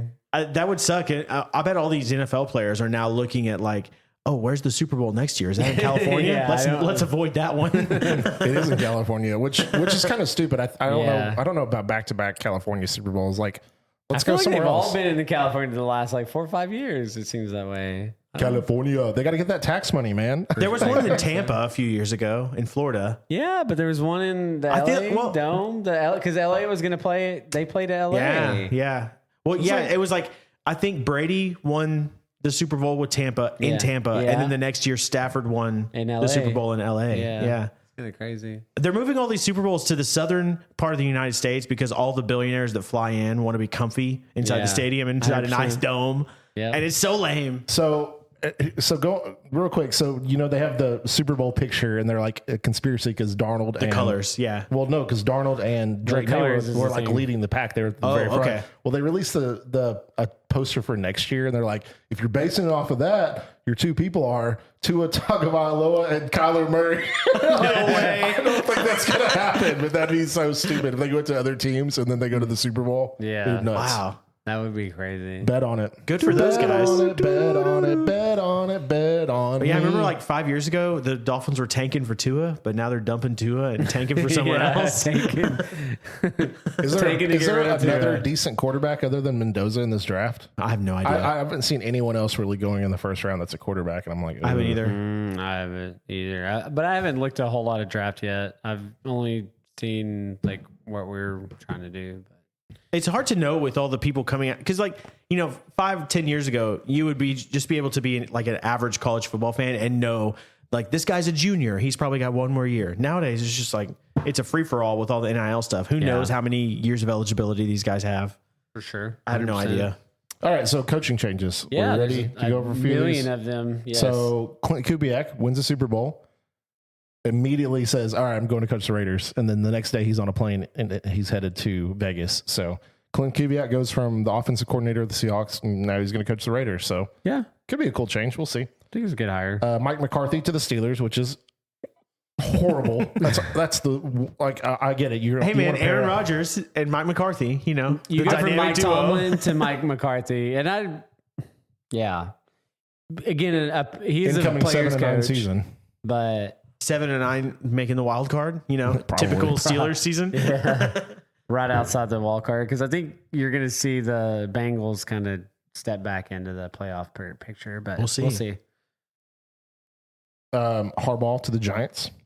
Yeah, That's the best one. best one by far. I think, not exactly where I thought he was going to go. I thought maybe he was going to go to Atlanta, but yeah, it makes sense. He's got a young running back and a young quarterback that looks to have No, Atlanta went a completely different direction yeah. by taking Kevin Stefanski, who just killed it with Cleveland. Like, why Yeah, he not? was so good at Cleveland. I mean, I don't know why they let him go, but yeah. If they wanted to replace Raheem Morris, they didn't have to get That's a the worse most coach. Atlanta thing that Atlanta could have done. And I'm not, maybe Stefanski's good there. He's got a good core. They've got a lot of talent. Quarterback's still up in the air.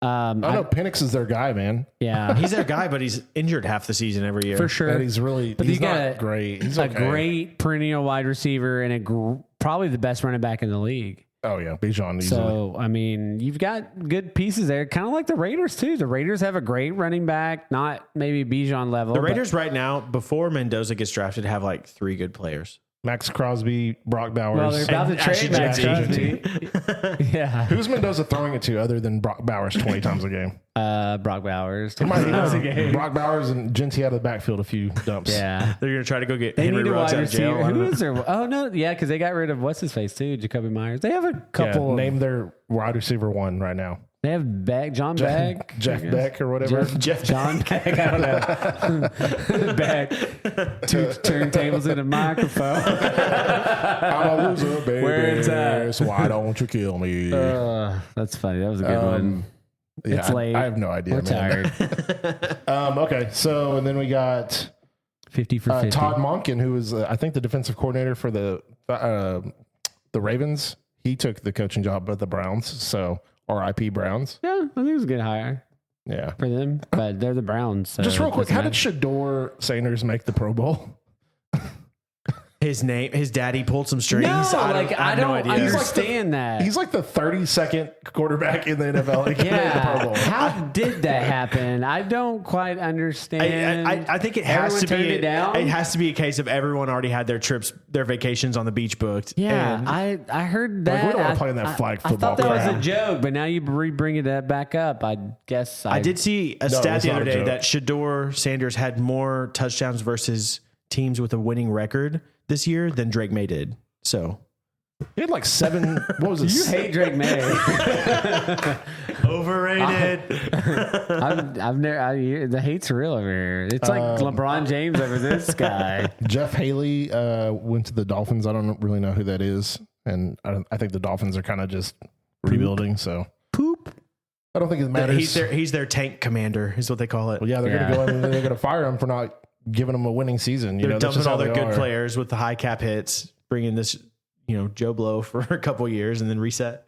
Okay, so the awards. So Stafford won MVP by 1 vote, and the 1 vote went to someone voted for Justin Herbert or something. There was a random Justin Herbert. I think there were like 2 random Josh Allen votes as well. But I was like, you're out of your freaking mind if you don't think Stafford had just a way better season. He had than 15 Drake more May. touchdowns. Like, what the freak is people smoking? I don't.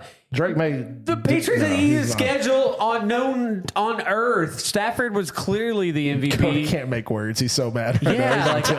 I was. My mind was blown about that. I was like, "Are you I was like, serious?" by 1 vote, are you joking? Yeah. No, like Dude had 4,800 yards and 40 something touchdowns. We had Yeah, like 45 touchdowns. He's like a 17-year veteran having his best season of all time Yeah. versus a second-year And player who's playing against honestly, a bunch I of wanted him stooges. to win a Super and in a Bowl. way harder division too. Oh, yeah. That division's absolutely. brutal. That was the best division in football this year. So I don't know. It's I'm glad Stafford won because if Drake May, I would have thought that was the worst decision ever. Yep. Especially after you watch him in the was one playoffs. vote. Did he That's have? scary. He didn't even have a good playoff game. Really. He had the Who, May? worst playoff. Like I think that was one of the worst ever in any quarterback. I saw for one a of QB those. rating. One of those. That'd have been like Rex Grossman winning the Super Bowl. one of those like ESPN shows showed a stat that if you took Drake May's postseason stats and like multiplied them and applied them to the regular season, he would have been the 30th ranked quarterback. 100%. They were just bad. It was- He it was just not did not good. have a good game. It was And bad. again, there was. Yeah, it was just bad. He played against a bunch of good It is what it is. defenses, so understandable. But so the Chargers, I think, were like the 4th or 5th defense. The Texans were the number 1. and then the And the Seahawks Broncos were like 2 or 3. yeah, and the Broncos too. Yeah, And then the Seahawks were like 4. Yeah. So he played the 4 of the 5 toughest defenses in the playoffs. and Yeah. it looked like it. Yeah, they did for sure. They struggled Yeah. on offense. And then Myles Garrett won Defensive Player of the Year, which Everybody knew that was I going to happen. don't think he unfortunately. was. was the best defensive player this year, but He broke a 20-year record, so Yeah. he just kind of was a shoe in. Yeah, he broke the record. It was a shoe in. Everybody knew. Also, it was fun gonna fact about Myles Garrett. So I've been happen. You wanted Will Anderson to get it. I understand. I don't think. Well, You're a after homer. I looked at his stacks, I knew he wasn't going to. But him and Daniil Hunter are just the most They're nuts. insane Yeah. freaking Yeah, duo they're incredible. But you could argue they might be the best duo, yeah, on defense. Yeah. 100%. like pass rushing duo. But fun fact about Myles Garrett. So when this comes out, the Olympics have been over for a little while, but my wife and I have been watching the Olympics. Oh yeah, he's with at the that time. Asian girl. Yeah, he's dating one of the favorite American Olympian for the snowboarding half pipe. Oh, okay. So like the main American girl that's trying to do cool tricks on a snowboard. Myles Garrett had a photography pass, so he was standing on the side the whole time with one of those huge long cameras taking pictures of her. That's cool. Did you see that girl who's who was in the Magic the Gathering and they're like From interviewing Plano. her? She's from Plano. She's from Plano. She's from like Sick, 40 dude. minutes from here. Yeah. Did you That's also cool. see where they were having a condom shortage? Yeah. Like, dude, all those gymnasts are out there just having a lot of sex, man. There's 1,000 condoms. No, I think it's a lot more than that. Well, no, that's they said that they had more on order, and I'm just like, are you freaking joking? The Olympic Golly. Village, man. They either celebrate or they gotta get rid of all their stress. I thought that was wild. Okay, I need to join the Look up the. It's not too late. Yeah. Delete that from the record, please. That was a joke. McCaffrey won comeback player, right? Yeah, Yes. absolutely I feel like that's deserved pretty it. obvious. Nobody was even going to be close to getting that. I mean, he was clearly. I like that they took away the possibility for a player to be comeback player of the year. From like, you can't come back from sucking. You have to come back from an injury, like some kind of disparity. Mm-hmm. You can't just come back from like, he kind of sucks. Honestly, Daniel Jones was, I think, on the way to kind of going against McCaffrey until he got hurt. I mean, he had a really good comeback story. I mean, that's fine. You can make an argument for it, but it was clearly McCaffrey like position. Like I wasn't surprised by any of the awards really. Like, I think. Was it McMillan that got Rookie of the Year? Yeah, McMillan got Rookie of the Year, which I thought was fine. I couldn't really think of another rookie that really wasn't one stood out. No, honestly. I mean a lot of the other rookies like got hurt or all the rookie quarterbacks kind of struggled. Inconsistent. Yeah. I mean, I'm going to disagree about Coach of the Year, but I mean they just gave it to. Was it the Seahawks coach that gave it to? No, it was Vrabel. Vrabel. I thought it should have been my boy Cohen. It should have been Liam Cohen. We won like 12 games in a row. I don't know, like coming back from being like 2-4 to almost winning our division. You had four coaches that had arguments for it. So Ben Johnson's in there too in the conversation. Yeah. I mean, I don't know. They love the Patriots for some reason. I don't think that's a bad choice. I think you had four good choices. You could his coaching was not good in the playoffs. I didn't like very many of I didn't like their play calling. I don't know what, like, just Drake May was just playing. He finally kind of came out in the second half of the Super Bowl and just started slinging it. I'm like, why haven't we been doing this the whole playoff? Which is funny because who cares? Yeah. This year they introduced a new award for like assistant of the year, and the Patriots offensive coordinator won that. Josh McDaniels. Josh McDaniels. He won that.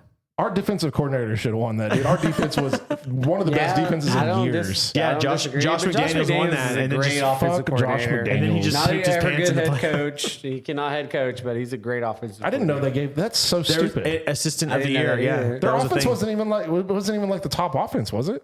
Mm-mm. No, it had to have been the. And JSN got offensive player of the year. Yes, that made sense. Yeah. That was good. So there wasn't any awards. I'm just thank God Matthew Stafford got MVP. That was it. I didn't watch the award ceremony, but my one thing was like, let me just check in and make sure Stafford won MVP. Yeah, like if he didn't win MVP, people should riot. That was like ridiculous. Who got the Walter Payton Man of the Year? Do you guys know? I didn't. I don't know. I didn't see that. It's funny because watching that ceremony in the years past, the Man of the Year is like the big final. That's the big final award, and then no one cares about it. Bobby Wagner. Oh, Wagner did. Wagner got it. Okay, Nice. Cool. Good for him. I didn't know Dak Prescott got it in 2022. The Jaguars player got it last year. Yep. Eric Armstead. Yep. Armstead got it. He's a nice guy. I think that's kind of the basis of the award. Yeah. Yeah. So I wanted, before we step away from Whiskey Sour, I did want to talk about like, how are you guys feeling about your team next year? Like, obviously, the Texans and CJ Stroud really cost them.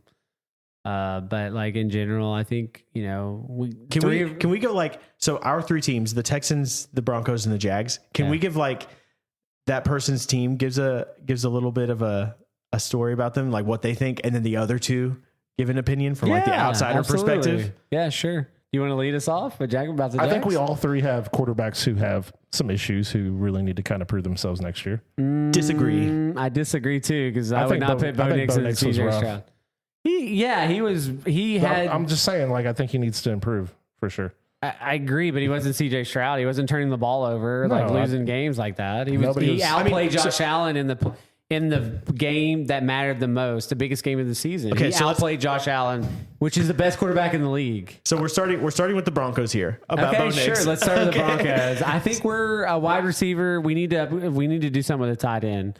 We're a wide receiver and a tight end. Keep our defense, which we have people locked up. Like, I think the defense is like solid. We could easily be Super Bowl favorites next year, and I would not be surprised. The thing with Bo Nix is I kind of see what Garrett's saying. Like Bo Nix, I do too as well. He's inconsistent. He stalls drives sometimes. He kind of sucked until the fourth quarter. And then he had all these crazy comebacks. Agreed. They did play a lot of close games. And on top of that, they had like a really, really weak schedule, and they won all those games with Bo Nix like having a crazy fourth quarter comeback against bad teams. So who is he throwing? He has Cortland Sutton as his number He's one. had a couple good seasons. Like Cortland Sutton's good. He's a good wide receiver, but he doesn't have the same talent that Brian Thomas has. He's not like the weapons that are on both of the teams that you guys have. He doesn't have those weapons. Honestly, RJ Harvey's your best offensive player right now. Potentially. What the heck happened with He's a rookie. Dude, if we could rewind this, I want to insert a clip right now from last NFL He's not an offseason. every down And back. I want to listen to you talk about Evan Ingram then versus now. What happened? He's old, man. I don't know, like, if Evan Ingram just like checked out because Bo Nix was being inconsistent earlier on in the year. I don't know. He didn't command the middle of the field like we thought, and it just, there was a lot that just, he had some overthrown balls, a few drops. It just never translated. It just didn't work out. And then it seems like they just kind of moved on. It's like Kyrie Irving in Boston. Yeah. Like, I think that's a good example. They're just like, it's not working. Yeah, Let's it's just figure not something else working, out. man. Yeah. So he's gone. It's crazy. He's a big contract. We're not going to resign him. We need to fill the tight end position, but I think wide receiver, adding another weapon to Cortland Sutton. You saw in our offense, Pat Bryant was starting to pick up and play. He was playing much better. He got hurt in Buffalo. He also got hurt in the other game as well. He was out very early, so we just don't have a lot of depth at the wide receiver position. But I am very hopeful. Our defense is basically all intact. We've got a phenomenal defense. If we can add just another maybe linebacker or a defensive lineman, like that's great. I feel like the Broncos have like an insane pass rush and insane pass defense. Yeah, secondary. Absolutely. So middle linebacker would be good to add another person to go with Alex Singleton, like because we have him locked up too. But priority is wide receiver and then tight end at position. So, and then again, Bo Nix is third year. It's second year. Like quarterbacks, sophomore slump is a real thing. He was inconsistent. Is he gonna be back to start? Like, what's gonna happen the first few weeks of next year? It's 4 to 6 week injury. Is it? Yeah. So he should be fine, I think, at this point. But we'll see. I mean, anything can happen. I mean, I think it's a freak accident injury. I don't see those very often, but it is what it is. It sucks. I don't think we would have won the Super Bowl against Seattle. I think Seattle was clearly the best team overall. Even though the Rams probably could have won that game, but nonetheless, it is what it is. I feel like you could have taken probably the final 4 teams from the NFC and put them in the Super Bowl, and they all would have beaten the Patriots. Potentially, yeah. Yeah. So interesting. All right, who's going next on their team? Because this episode is going to be really long. We still have a blind to do. So obviously our key pieces in defense and everything's coming back. So our defense is going to be fine. Our defensive coordinator stayed. I really thought he would take some head coaching interviews, but luckily enough, we kept him around. So hopefully our defense comes out and just kills it again next year. We really got to figure out CJ Stroud. 100%. CJ Stroud is a question mark. He had a sophomore slump, had some injuries, have a pretty rough offensive line. I think losing Tank Dell has really affected him more than the people probably realize. And I didn't notice this. Someone else pointed this out. I saw on the internet a couple days ago, but the playoff game where CJ just totally fell apart. I didn't realize Nico Collins was out that game too. He got a concussion the game before. And I think Schultz was out too. Schultz got knocked out in the game. Okay. And then Woody Mark actually got, I'm just like, all offensive players are just falling apart. And then, he's just throwing it up in the air. To whoever, it kind of makes sense in retrospect, going back and seeing like he's just chunking it because all of his guys that he regularly throws to are gone. Yeah. There's still a couple good young pieces that you need to develop, but I like a couple of the younger receivers that we have. I don't know about Tank Dell. I don't know if he's ever going to be able to come back and play. What happened with Joe Mixon too? I feel like all year I was waiting on Joe Mixon to come back. I don't think even the Texans know what's going on with Joe Mixon, man. He's like, there's no reports on anything. Like he's supposed to come back after a few weeks and just like nothing. So it's like, okay, he's going to come back in midseason. It's like, the guy died. Like, he's still alive, but it was weird. We do need someone to develop into that, second receiver next to Nico. Take a little, because you could tell Nico still somehow got 1,000 yards, but you could tell he wasn't having the same kind of season like he has. He was like it felt like the entire offense was Nico Collins this year. Like Schultz actually. J.K. Dobbins hurt us bad when he got hurt. That hurt our offense because Harvey's a way better running back. Yeah, though. but he's not an every down back. Like you need that Plowder, which J.K. Dobbins fit that role. They were complementing each other. RJ Harvey's super explosive, and he was really good, and he did a lot of great things. But he needs somebody to help kind of plod through. He's not that kind of back. He's a great scat back. He's a great talent. He's very explosive, but he's not an every down back. We need to figure our offensive line out a little bit. I think we have like 5 picks in the first like 60 or something in this draft. So we have a lot of picks. So I don't know if we're going to make some moves, pick some people up or Yeah, what? to me, like from an outsider perspective, the Texans, the number one thing has got to be the line. It's got to be. Yeah. Well, I mean, I 100%. like Woody Marks. I don't know if he's like the guy to kind of be our every down kind of back, but we definitely need to figure that position out. I think we have good enough pass catchers, so that should be fine. Other than that, yeah, we'll have to see what happens. CJ Stroud really needs to do some internal, figure stuff out. I don't know. I feel kind of bad for CJ too, because it feels like he had such a great rookie year, and then everyone was just like, all right, sweet, he's good, and just kind of forgot to like maybe we should protect him a little bit, Yeah, for sure. They just, I don't know, it feels like they just assumed he'd be good no matter Kind what. of sad because like the Texans was like historically one of the best defenses ever. Mm-hmm. Ever. If you give just saying this, just throwing it out there. If we had a halfway decent quarterback, I think we could win the Super Bowl. I think we could have beat Seattle. Yeah, I think I saw a stat similar to what Cody just said was like, if the Texans had been able to go all the way, their defense was in the same vein as like the 85 Bears. Like they were that good of a defense. like Seahawks. Honestly, Legion of Boom. I watched what happened after the second half. I was like, if Davis Mills comes in, I know that we're serious about wanting to win this game. If Davis Mills does not, I know they're phoning in because we're not winning with CJ Stroud. Yeah. And Davis Mills, he won us he won that crazy comeback game against the Jags. That was an insane game. That was like I mean, looking back at the season as a whole, that game like hugely changed everything in the AFC South because the Texans winning that, like, I mean, it started the whole Texans win streak. It gave them, the confidence to go on and win their next 10 games or whatever. And then it like spurred the Jags on to be like, okay, we can't lose to the backup again. We got to kick things into gear. And then it had playoff implications too, because of how the seeding ended up based on that game. Crazy. How about the Colts just falling off? Like I get the Daniel Jones got hurt, but what were they like 8-1 or 8-2, and then they didn't make the playoffs? I think they were 8-1 crazy and like that. I want to say won a lot of close games. I'm pretty sure they were like 1-7, and then they were 7-1, and then went 1-7, something like that. Yeah, Jonathan Taylor fell off the. Yeah. They just started loading the boxes up on him. Yeah, 100%. No, I was not blaming on Jonathan Taylor, just saying the team just fell apart. Kind of crazy. That's why the quarterback typically gets MVP.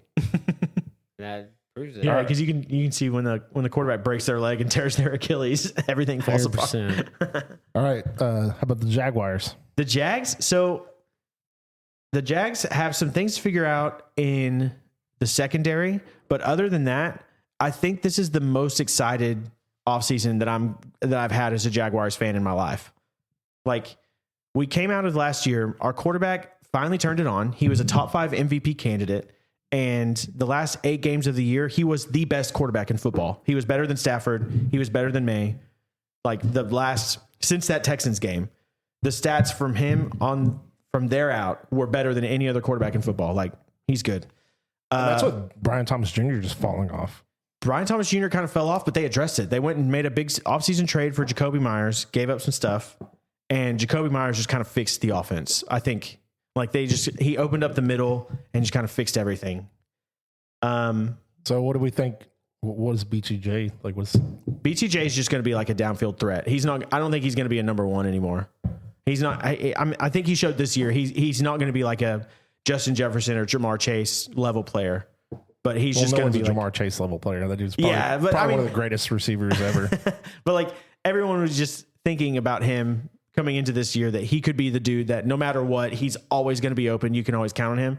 He didn't show that. So you think it was that hit in the offseason that just made him? I do. Yeah. I think he got plastered in the preseason, and I think he just played scared all year. And you can't coach that out of a guy, I guess. I don't know. But they addressed it, and everything was fixed the last half of the year. They were awesome. They were so good on offense. Yeah, and you guys had a great run defense. And Britton Strange is a good young tight end. Britton Strange is like kind of the glue that holds the offense together. He was so good, man. There was the Jags in the second half of the year. They played like a really hard schedule in the first half of the year and didn't look that great. And in the second half of the year, they played a pretty easy schedule. But there was one game against the Broncos where it was like, okay, this is the hardest opponent that we're going to have this half of the year. Let's see what happens in this game. And then they blew them out by multiple scores on an away game. So like, I don't know, that just kind of gave everyone the idea like, okay, this team might be legit. That's crazy. And then, they get into the playoffs and just Josh Allen has a crazy game. Nothing you can do about that, whatever. But there's a lot to be excited about in Jacksonville. Both the coordinators, neither of them got head coaching jobs. They're both coming back. Everyone is super excited about that. We're not losing any big pieces. We might lose Devin Lloyd. He's a linebacker. He had 5 interceptions this year. Kind of crazy. Yeah. And we might lose Travis Etienne. I don't know if they're going to be able to afford to bring him back because his rookie deal's up. So those are like 2 big pieces that we might be missing. I know that rookie is supposed to be Tootin. Bajal Tootin, yeah. He was the fastest running back in the draft this year. Yeah, he was pretty good. He had, I think, like 7 touchdowns this year. He was good. He's got a lot of potential. I think he could be. I have him in Dynasty. I'm excited to see if he can take the next step. So, I think him kind of coming out and showing that he's good is probably going to mean that Travis Etienne is going to not be there next year. Yeah, but that's just kind of how it goes. And on top of all of this, the Jaguars last offseason gave up a bunch of draft capital and went and got Travis Hunter, who then got hurt and missed most of the year. Yeah. So like we invested a lot and took this guy number 2 overall, and he basically wasn't there this year. And this year ended up being the second best Jaguar season of all time without him. Yeah. So like him coming back can only mean good things, I think. Yeah, I agree. I mean, like he's just a talented player, both sides of the ball. So. Yep. Yeah. There's a lot to be excited about down there. There is. I mean, like the AFC is really interesting. I think the Super Bowl flows through the AFC next year, but it'll be interesting to see what happens. So be interested to see if the Seattle team stays together. Yeah. Man, Seattle, like those teams that have been so dominant in the AFC, like the Patriots and the Chiefs the past 10 years or whatever, they're always that way because their divisions are so weak, but that's not the case for the Seahawks at all. Like, Could you even say with certainty right now the Seahawks are going to win their division next year? Probably not. No. There's 2 other teams there that are going to be vying for that. The Rams could easily. And the 49ers too. Yeah, 49ers could be. 49ers need to get healthy, man. Like how is McCaffrey your healthiest guy? And they're going to work on that defense too. Have you guys heard like the crazy conspiracy about the 49ers? There's like this power plant up the river that they're thinking the leakage from this power plant is seeping into the river that's getting into the drinking water of the 49ers facility. Yeah. That's crazy. I haven't heard that one. That's awesome. That's funny. All right. Anything else that you guys wanted to talk about? I mean, there's a lot of rumors that Cuban's trying to buy the Mavs back, and apparently he wants to use. It's too late, man. Apparently he wants to use Cooper Flag to get Luka. So I don't know. There's a bunch of drama and stuff going back. Yeah, I heard that they're not going to sell, but they could bring him in on a more permanent kind of role. Hey, I'm down for a Cooper Flag, Luka swap or something. We'll see. We'll trade Anthony Davis again, even though we don't own him anymore. He went to the Wizards. Gone. I know, but what are the Wizards doing, man?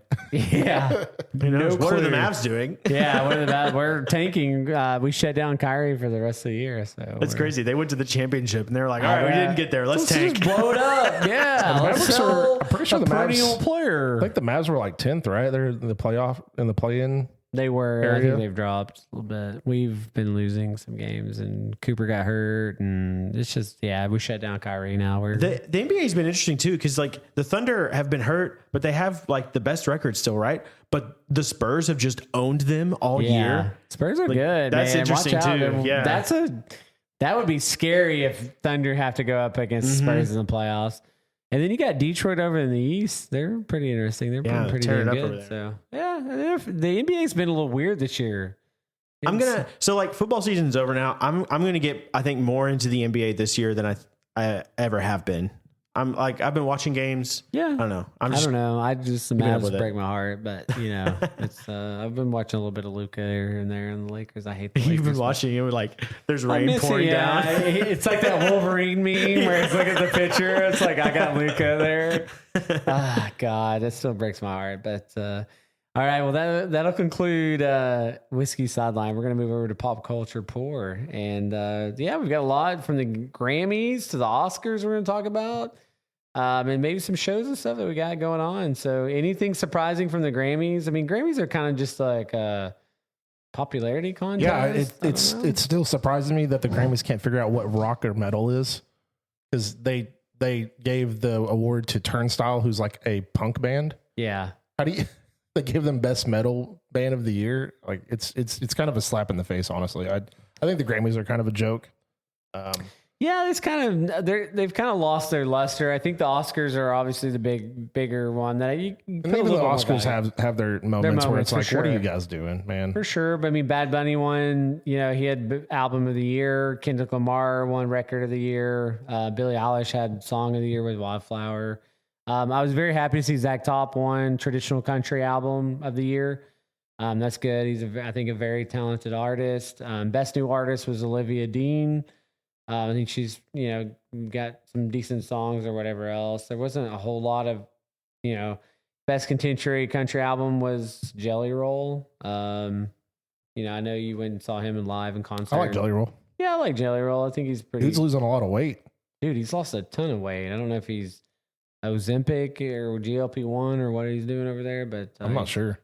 Definitely lost a lot of weight. But yeah, I mean, there wasn't anything like too crazy, like anything that like blew my mind. You know, it's just like it's a popularity contest more than anything. So, but yeah, I wanted to highlight that. I was really, really happy to see Zach Top get some recognition. I think he's a very good country artist. He brings back 90s country. I'm a big fan of his. Amazing in concert. So I just wanted to highlight that a little bit. So, but Oscars, I know your movie Sinners, man, won, and I thought it was a phenomenal movie. It's like a great vampire throwback to like a mafia kind of like old school movie. Michael B. Jordan is excellent in that. Plays two different characters. It's it has the highest nominations ever. Yeah, 13 nominations. Yeah, that's incredible. Which is crazy. That's nuts. I feel like every year the Oscars are doing that. It's like record number of nominations. And then even One Battle After Another got 11, which I watched that movie. I thought it was okay. I didn't really love it. Not really my style. I'm not really a big I can't think of that director's name off the top of my head. He directed like There Will Be Blood and stuff. Yeah. So I don't know. I'm not super into his style of movies a lot of times, but they're okay. Let me pull this up real quick. But yeah, I'm excited about Sinners. It's going to be hosted by Conan O'Brien. Yeah, I love Conan O'Brien. And it's going to be on March 15th. And coming up soon. So I also like that Frankenstein got 9 nominations. Yeah. I love that movie. It was excellent. A lot of these movies I didn't watch. I didn't watch Marty Supreme. I didn't watch Sentimental Value, Hamnet, Begonia. I haven't seen a single one of these movies. Yeah, I mean, it kind of makes me want to just watch them all before this. Yeah, I usually tried. I didn't watch F1. I didn't watch. F1's really good. Brad Pitt. I really enjoyed it. And it wasn't like a perennial Brad Pitt movie, but it was just like it's Brad Pitt racing. I'm getting more into Formula One. I think it's very interesting. It's becoming very popular. Obviously world renowned. I think it's getting. And it just goes to show, like, so Chloe Zhao got nominated for her movie Hamnet, and it's really funny because like most of her stuff gets nominated except when she did the Marvel movie. She did Eternals, which is like one of the worst freaking Marvel movies. And it's like, yeah, she was like the main character in that movie too, right? No, she's. Oh, did she act in that one? I don't know that she acted in. What was the name of the lady that? I mean, she played like the love interest for Icarus. I don't know. I'd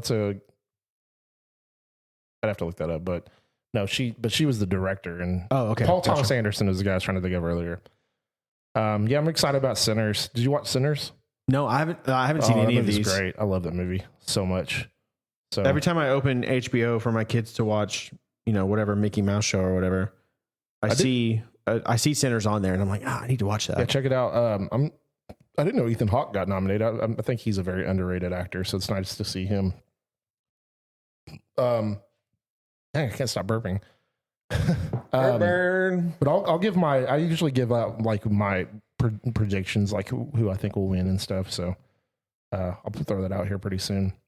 Oh, the chick from Weapons got the girl who played, Julia Garner? No, the one who played Gladys. Oh. Yeah, she got Oh, nominated. yeah, the Gladys girl. That That's was awesome. such a good movie, though. Like, Oh yeah, great movie. I really enjoyed that movie. And, like, it has the guy that is from the MCU. What's his name? The principal dude?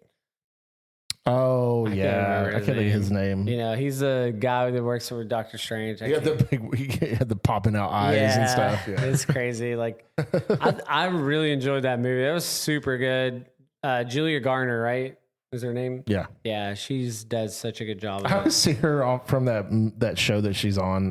With Ozark. Ozark. She's like, Yeah. if you want to stop me, you're gonna have to fucking kill me. I feel like that chick's girl. She's all over the place the past couple years. Yeah, feels she like she's in is. No, everything. that's what I feel about McKenna Grace. Like I always look and I'm like, oh look, McKenna Grace is in that movie. Oh, McKenna Grace, Yeah. McKenna, and she's coming to Frightmare, and I'm like, oh, She's gonna be in me. Scooby Doo. I think she's the new playing Daphne. Oh, that's cool. She also Einstein Kills just came out with a new song, and it's for the Scream 7 movie that's coming out next week. And she actually sings a pretty big part of the. I'm like, damn, she's a good singer. Really? Yeah, it's a sick song. I love it. That's cool. It's not as heavy as some of their stuff, so it's a nice little change of pace. Yeah, a lot of these actors have like theater backgrounds, so most of them Yeah. can probably sing pretty well. Sure.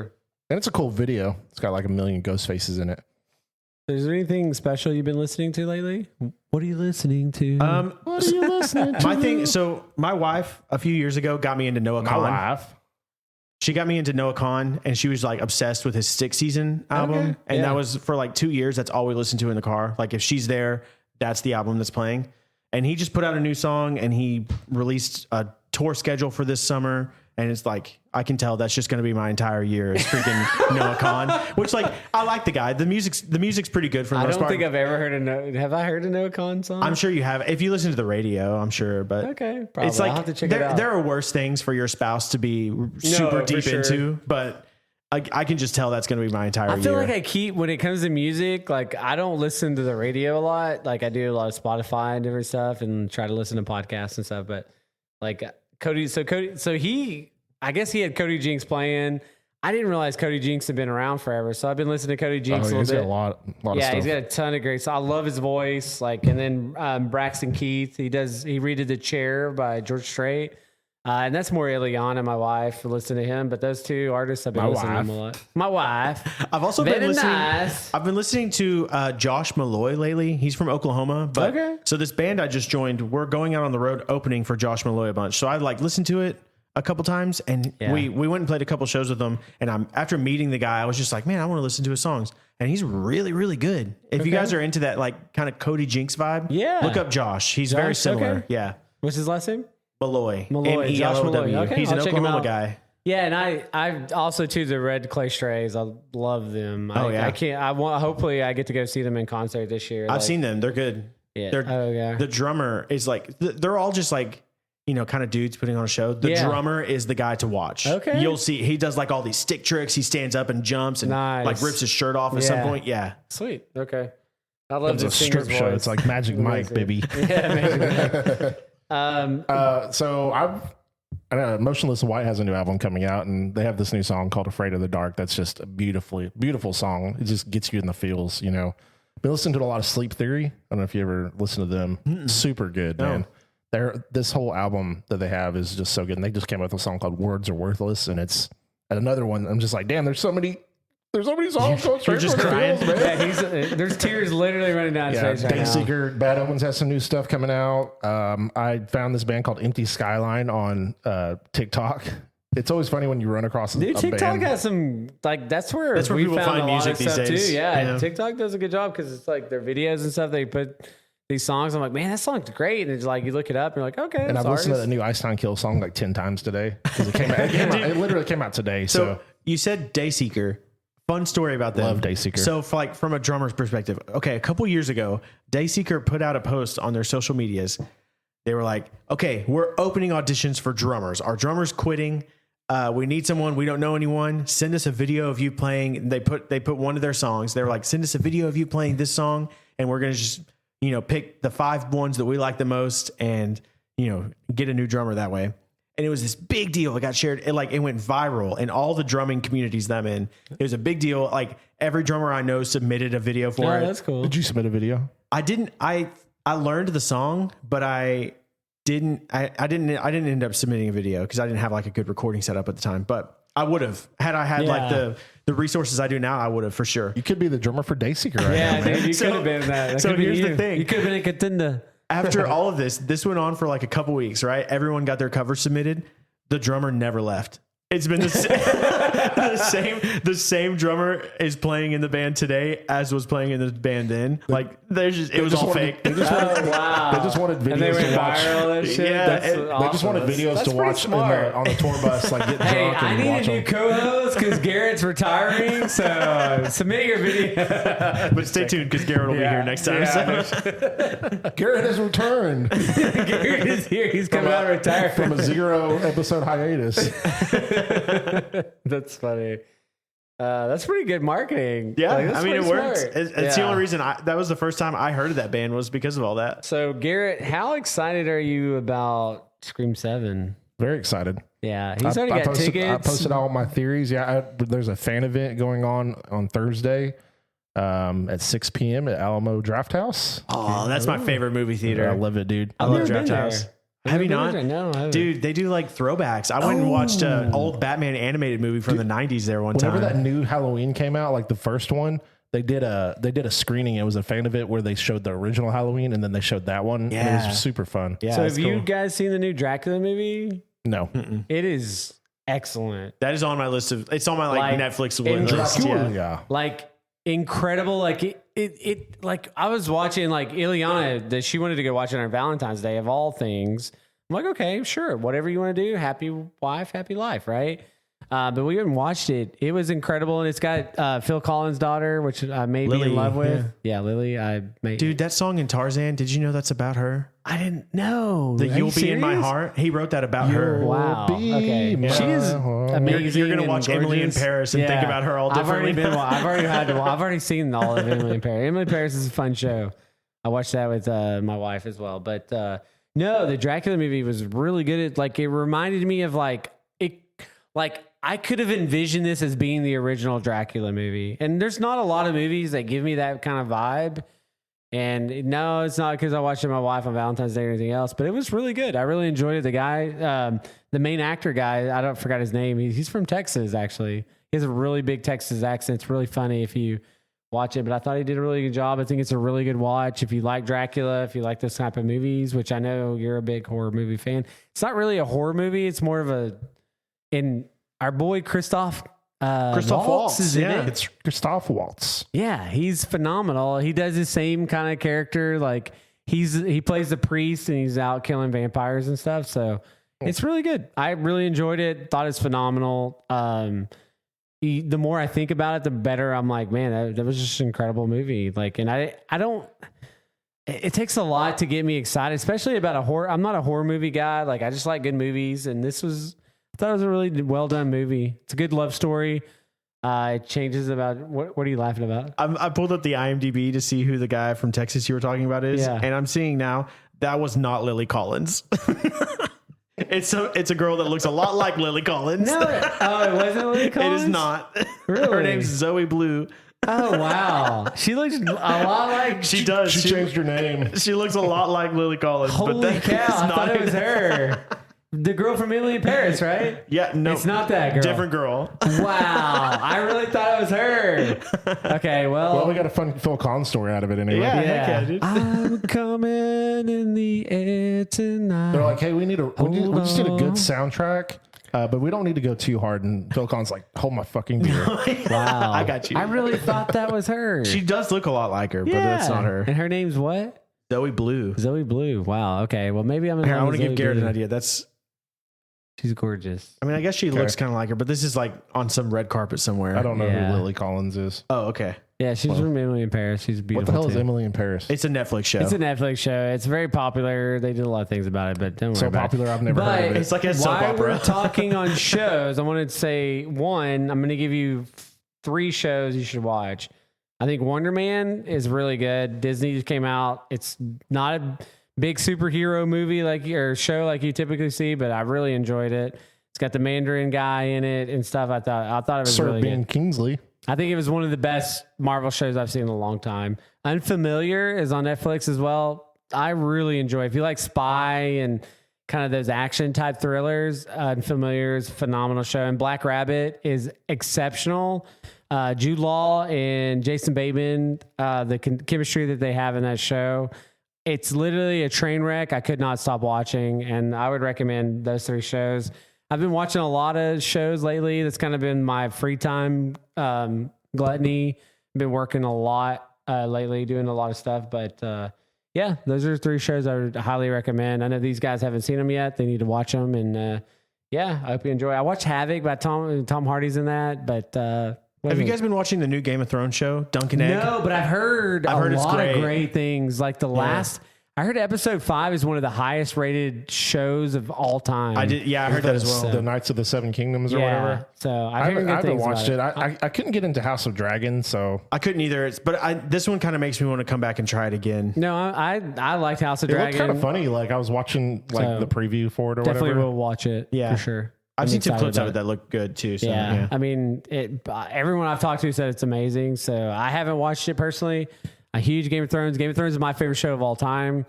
Minus the final season, but it's kind of like me and Dexter. Like I love Dexter so much, but that last season was like, what are we doing, guys? And then they came back with a Resurrection show, and that was bad. And then now they're doing actual Dexter Resurrection or whatever, where he's in New York, like hunting serial killers, and it's pretty dope. This one was really this newest season was really, really good. So looking forward to that. Do you guys ever watch Dexter? No, I never watched an episode. I watched the first couple seasons. Man. I It's wasn't just a serial killer who works for Miami Metro Homicide. It was a good show. I wasn't like big into it like a lot of people are. Like some people say it's one of the greatest shows ever. Dude, season 4 is insane. It's so good. I remember hearing about it. Did you ever watch Homeland? No. That show's incredible. It's on Netflix too. Go watch Homeland and thank me later. Season 4 has John Lithgow as like one of the oldest serial killers. Interesting. And Beast in Me is too. John Lithgow, also freaking good. Dumbledore, dude. I forgot to mention that. Yeah, I don't know about that casting. There's a few things about this Harry Before Potter. this is a 4-hour episode. Actually, did you see that? What's his name from Peaky Blinders? Cillian Murphy. Cillian Murphy Supposedly is Voldemort. Yeah, Ralph Fiennes or Lithgow. One of them it spoiled it. Like, I didn't know it wasn't announced. I was like, I think Cillian Murphy would be great as they've been trying to keep whoever Voldemort is a big secret. So it could be Cillian Murphy, which would be kind of cool. That'd be one of the best actors alive. Yeah, I mean, he's amazing. I mean, Oppenheimer is one of the best movies of this decade. Yeah, I mean, Ralph Fiennes could still jump into it for sure. Shoot, why not? Robert Downey Jr. is phenomenal. Just put a bald wig on him and take his nose away. Yep. Anything else for Pop Culture Report? Nope. Are you sure? I'm good. All right. We're going to move on to Neat and Balance. So we're going to move quick and then move over to the last call. So I'm just going to talk about 16 things that your body's telling you that you're deficient in and why you should listen. So one is cold hands. It means you have iron deficiency, most likely. And again, I'm not a doctor. I'm just giving you recommendations based on research and science. No appetite. Zinc. You may have a zinc deficiency. Dry eyes. You could have a vitamin A deficiency. Shortness of breath. You could have an iron deficiency. A lot of people have iron deficiency. That's kind of actually becoming more common as you see people. My wife has that as well. Hair falling out, iron as well. It could be an iron deficiency. Dry mouth, vitamin A. Our pets' heads are falling off. Brittle nails is a biotin B7 deficiency. Biotin's a great thing for hair and nails. If you want to take, I take a supplement of biotin. Tired all day, vitamin D. Vitamin D is becoming one of the most important supplements that you can take. I'm going to talk a little bit about that. Yeah, get that D, girl. You got to get that vitamin D. But if you're not getting enough sun, you're just waking up, going to work, going home, and going to bed. Like, walking again, why you get is important. If you can sit out in the sun, get a little bit of natural sunlight, it's really important. But if not, take your vitamin D supplement. It's great for weight loss and muscle retention. I mean, there's a ton of different things that vitamin D can do to support. Feeling low or irritable, you can also have a vitamin B6 deficiency. Forgetfulness could be an omega-3. Again, fish oil is a great supplement you can take. I take those regularly. leg cramps, magnesium, brain fog, B12, muscle weakness, potassium, eat a banana or take a potassium supplement or a multivitamin, frequent infections, vitamin C. Obviously, vitamin C has a lot of different things that can support on your immune system. Numbness or tingling, vitamin B6, and poor sleep quality, magnesium. I promise you, I take magnesium 30 minutes before I go to bed. I have not had a leg cramp in almost over a year, and I do sleep better when I take magnesium. So those are 16 things that your body's telling you, and I wanted to share today. So that's going to take us over to the last call with the Bourbon Nerdz. So a couple things we're going to lead, and then we're going to do the blind and crown the winner. So hopefully you've stayed with us this whole time. I know this is going to be a long episode because we only do an episode every 2 weeks now. So you're getting a little bit more time with the Bourbon Nerdz and Ethan, which is a Bourbon Nerd as well. What's up, guys? Yeah. He's beautiful over there with his glasses and beard. And with my glasses because my eyes don't work. His little hair furrow. But we got a couple drops coming up. Apollo in Denison, Texas is doing a drop on March 7th. We got a drop at, is it? Bruton Liquor. Bruton Liquor. I'm so sorry. Yeah, Bruton Liquor is doing a really big drop. I'm hoping I can attend. I know Garrett will be there. Balk Springs, Texas. Balk Springs, Texas. It's outside of Dallas. But Jason Weathers is leading that. We're definitely, Garrett's going to be there 100%. I'm going to do everything in my power to be there. I'm off. Oh, is this the one where you guys were like, hey, is it going to be MSRP? Or? Yeah. No, it's MSRP for sure. Yeah. So. Well, no, he was asking if that's what we were asking about. Oh, yeah, for sure. Because a lot of people, because they listen it seems to like our they've got some episodes. stuff. There was a lot of people that called out, like recognized and appreciated us calling the liquor store out. Yeah. But that's okay. If you want to charge above MSRP, that's fine, but don't fucking lie to me on the day I'm going to stay up all night and sleep in my car to go get a bottle from you. Like, post your prices and move on, and I won't show up at your drop. That's fine. If you want to charge a way above secondary or MSRP and not even have the prices associated appropriately. Anyways, You come to me on the day of my daughter's wedding. You come to me on the day of my daughter's wedding and ask me for a favor. All right. But anyways, Godfather shout out. Did Holden not ever, had he not seen? No, it's Goodfellas. No, anyways. We gotta have a. You guys gotta fight Holden about his movies. Yeah, dude. I was funny because some people messaged like, "Oh, dude, we were cracking up about you guys giving Holden a hard time." I think it was Ty. Ty was like, "Yeah, dude, I was laughing about that. It was funny." So shout out to Ty. Shout out to At Work. That's where we're recording from. So we appreciate Holden let us use the space. It's like just a boardroom, We're just around a table. Appreciate Ethan and all his support too, and making us sound like we're professionals and amazing. So. Yeah. We're still working on a lot of stuff. Garrett's, doing his thing and I'm doing my thing. I've got a lot of travel and stuff coming up, but we're working hard to get video up soon. And we've got, the Yeti cups for sale. We've got still a few t-shirts. We're going to be, revamping. I know we shut down we're shutting down our store for a little bit. We just haven't been selling a lot. I mean, honestly, we're selling more stuff in person, so we're gonna shut that down for a little bit. But we're gonna be redoing a couple of different things, and hopefully, we'll get our. Do you guys bring shirts and stuff with you when you go to drops? Yeah, we usually have it. We haven't been trying to sell the shirts as much. We sold a bunch of cups and stuff. Yeah, the last cups. drop. We'll definitely try to sell shirts and cups. We need to reorder some hats and shirts and stuff, but Re-up the merch, man. we're working on it. Yeah, for sure. But anyways, we got a lot of stuff going on. We got some cool episodes. I'm still trying to work with Fred Minnick. We're going to have him on the podcast. I talked to Alex about whiskey weight loss. He wants to be on. He's very committed to that. We've got a Michter's episode, Evan Williams episode that we're going to do. And then we're working with a couple distilleries that I'm hoping to get lined up. So we're busy and we got a lot of great things happening, and we hope you enjoyed this episode, and we're going to, do our blind next. So what I need you to do, Ethan, is mix these up. I have them letters. I've already done a key code. I need you to mix them up. We're going to taste them, and we're going to crown a winner before we leave today. So let's step out for a second, Garrett. You guys can come drink.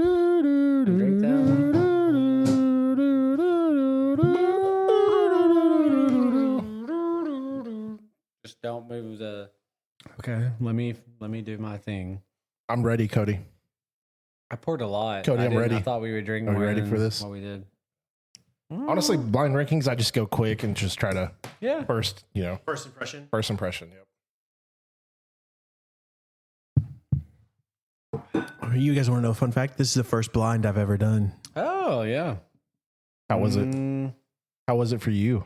I mean, pretty good. All of these are good, you know. None of them are they're bad. all good. No, absolutely. Tough. It would really stink if I picked up a glass and drank it not knowing what it is and it was awful. But that didn't happen. Yeah. I'm feeling the turkey is at the end of my ranking. Whatever you've got in D there, that's definitely my favorite. Like leaps and bounds above all the others, I think. I gotta do B. Right now, Hey, I've don't be got doing A B as and my, E's, bro. I'm doing a B and E here. Actually, B and E are towards the end of mine. I've got A as my number 4 right now. Really? Yeah, Wow. you guys make me want to go back to that one. Okay, I got. I think A was clear winner for me. We're not trying to convince you to change your mind either. I'll just go with your first gut. All right, I know I got 1 and 2 here, and then yeah. Still at number 4? I think I'm bumping it to 3. Yeah. Okay. Yeah, I got A as my best. So I've got A. My second is B. Third is E.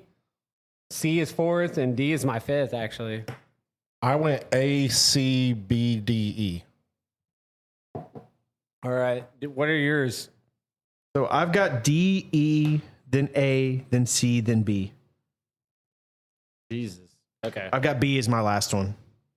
That's crazy. All right. Well, we're pretty over the spectrum there. Are we just opposites? Yeah, we might have autism. We're all over the spectrum. All right, so what's A? Jokes. Let's go. We're 1792. going over A. Letter D. Letter D is Wild Turkey Rare Breed. Really? Okay. Yeah, that's Interesting. crazy. I didn't get think the that. funk on that one. I got the I funk. didn't either. I got the funk on D.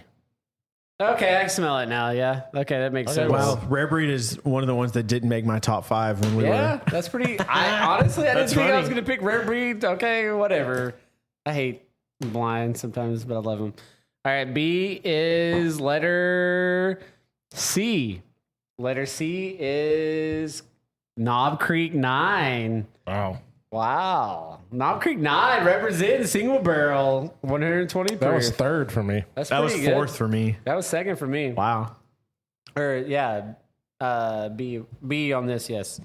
And then E was third, so I'm gonna go to E for me and put it over. That was B, which is Green River Foolproof. That was last for me. Wow. Wow, That was last for me too. dang, y'all was crapped on that one. Interesting. Wait, All hold right, on. and then fourth for me was C. This one was my second. Which is A, which is 1792 Foolproof. Okay. So that got second for me. Yeah, that's good. 1792 is good. So then what was the last one that we So had? D is high wheat. The high wheat? E, yeah. Okay. High wheat. So, which was my last, which I figured that was going to come in last for me, personally. They got fourth for me. It beat out Green River. So, rare wild turkey rare breed. What was your ranking? So my final rankings are the Wild Turkey Rare Breed first.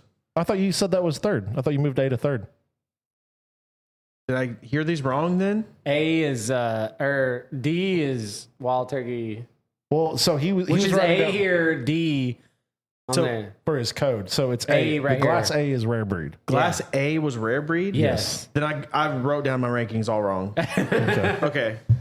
Hold on. D on the key. A B C D E on the order. You're using 2 different sets of A, All B, right, C, D, E. 1, 2, 3, 4, 5. Sorry. Okay, so in the order that they are right now, the So- glass to your furthest left, what is that? This is rare breed. That's Rare Breed. This is Okay, my I had number that in my 3rd place. Okay. So it wins top. I think it's the best. B was the 1792. Or B was the Knob Creek. Sorry. B was Knob Creek. So the one second to the Yes, left right B, there? B is Knob Creek. Yep. Wow, that was my last place. Oh no! Wow. You ate Knob Creek, dude. I'm like the biggest Knob Creek homer too. These That's are crazy. so close though. Like honestly, guys, there wasn't one that just like stood out above the rest. C was 1792 foolproof. Yep. That's my fourth place. D was the Bardstown High Wheat. That's my number one. Wow, love it. Love to see it. Yeah. And then E was Green River foolproof. Yep. That was my second place. That was my third. It's my fifth. Yeah. Green River didn't do as well as I thought. Green River. The rare where breed place is to king. be. Man, So if you're looking for the best $50 bourbon, rare breed, wild turkey, congratulations. You have taken the crown. You can these sponsor our next episode. You can sponsor our next episode, Jimmy Russell. we will accept your sponsorship. Absolutely. But this is a fun episode. I hope you guys enjoyed it. We put a lot of work into this. I opened 5 bottles to make this episode possible. So we've got some additional whiskey to drink. And we appreciate your support. Please send a review, like, subscribe. If you haven't subscribed to our YouTube channel, please go to our YouTube channel and subscribe. We're on our way to 1,000 subscribers where we can actually start monetizing this. Dude, the YouTube's great. So like, just to give the audience a perspective here, I don't have anything to do with the YouTube channel. You guys just do it all. Yeah. And it's like great. I watch it every time you guys post a video. I enjoy them. Grazie. Thank you. Grazie. Yeah, Ethan edits our podcast stuff and Garrett edits our video stuff and makes me look sexy and marketable to our. Once I get my own computer, I'll start doing some cooler editing stuff. I kind of just I use Danielle's right now, so I have limited time to edit, so I'm just editing it. But when I actually get my own Mac computer, I'm gonna add some fun stuff. Yeah, we're gonna be cool. You need to get one of those GoPro like 360 cameras, so you could like hold it behind you the whole time and see your own third person perspective. We're working on it, man. We're gonna get there sooner than later for sure. We know how important video is, and everybody wants to see our face, especially Holden. He's like, "You guys get video." I've heard a lot of people like I talk about you guys a bunch when I'm just talking to random people I don't know. Yeah. And every time they're like, "Okay, cool. Do they have videos?" I'm like, "They do actually. We do have videos, but the podcast is not on video." Yeah. Which we will, because we have so many amazing bottles sitting in front of us. We want you guys to enjoy it. We hope you enjoy this episode. We appreciate your support regardless. And Rare Breed Wild Turkey is the best $50 bourbon. And you heard it first from the Bourbon Nerds, all 3 of us. So if you don't like Rare Breed, then you. Yeah, you're a communist. I'm Cody. I'm Garrett. I'm Ethan. And we are the Bourbon Nerds. Thanks, guys, for tuning in. Take care. We'll see you on the flip side. Do it, lady. Do it, lady. On your birthday.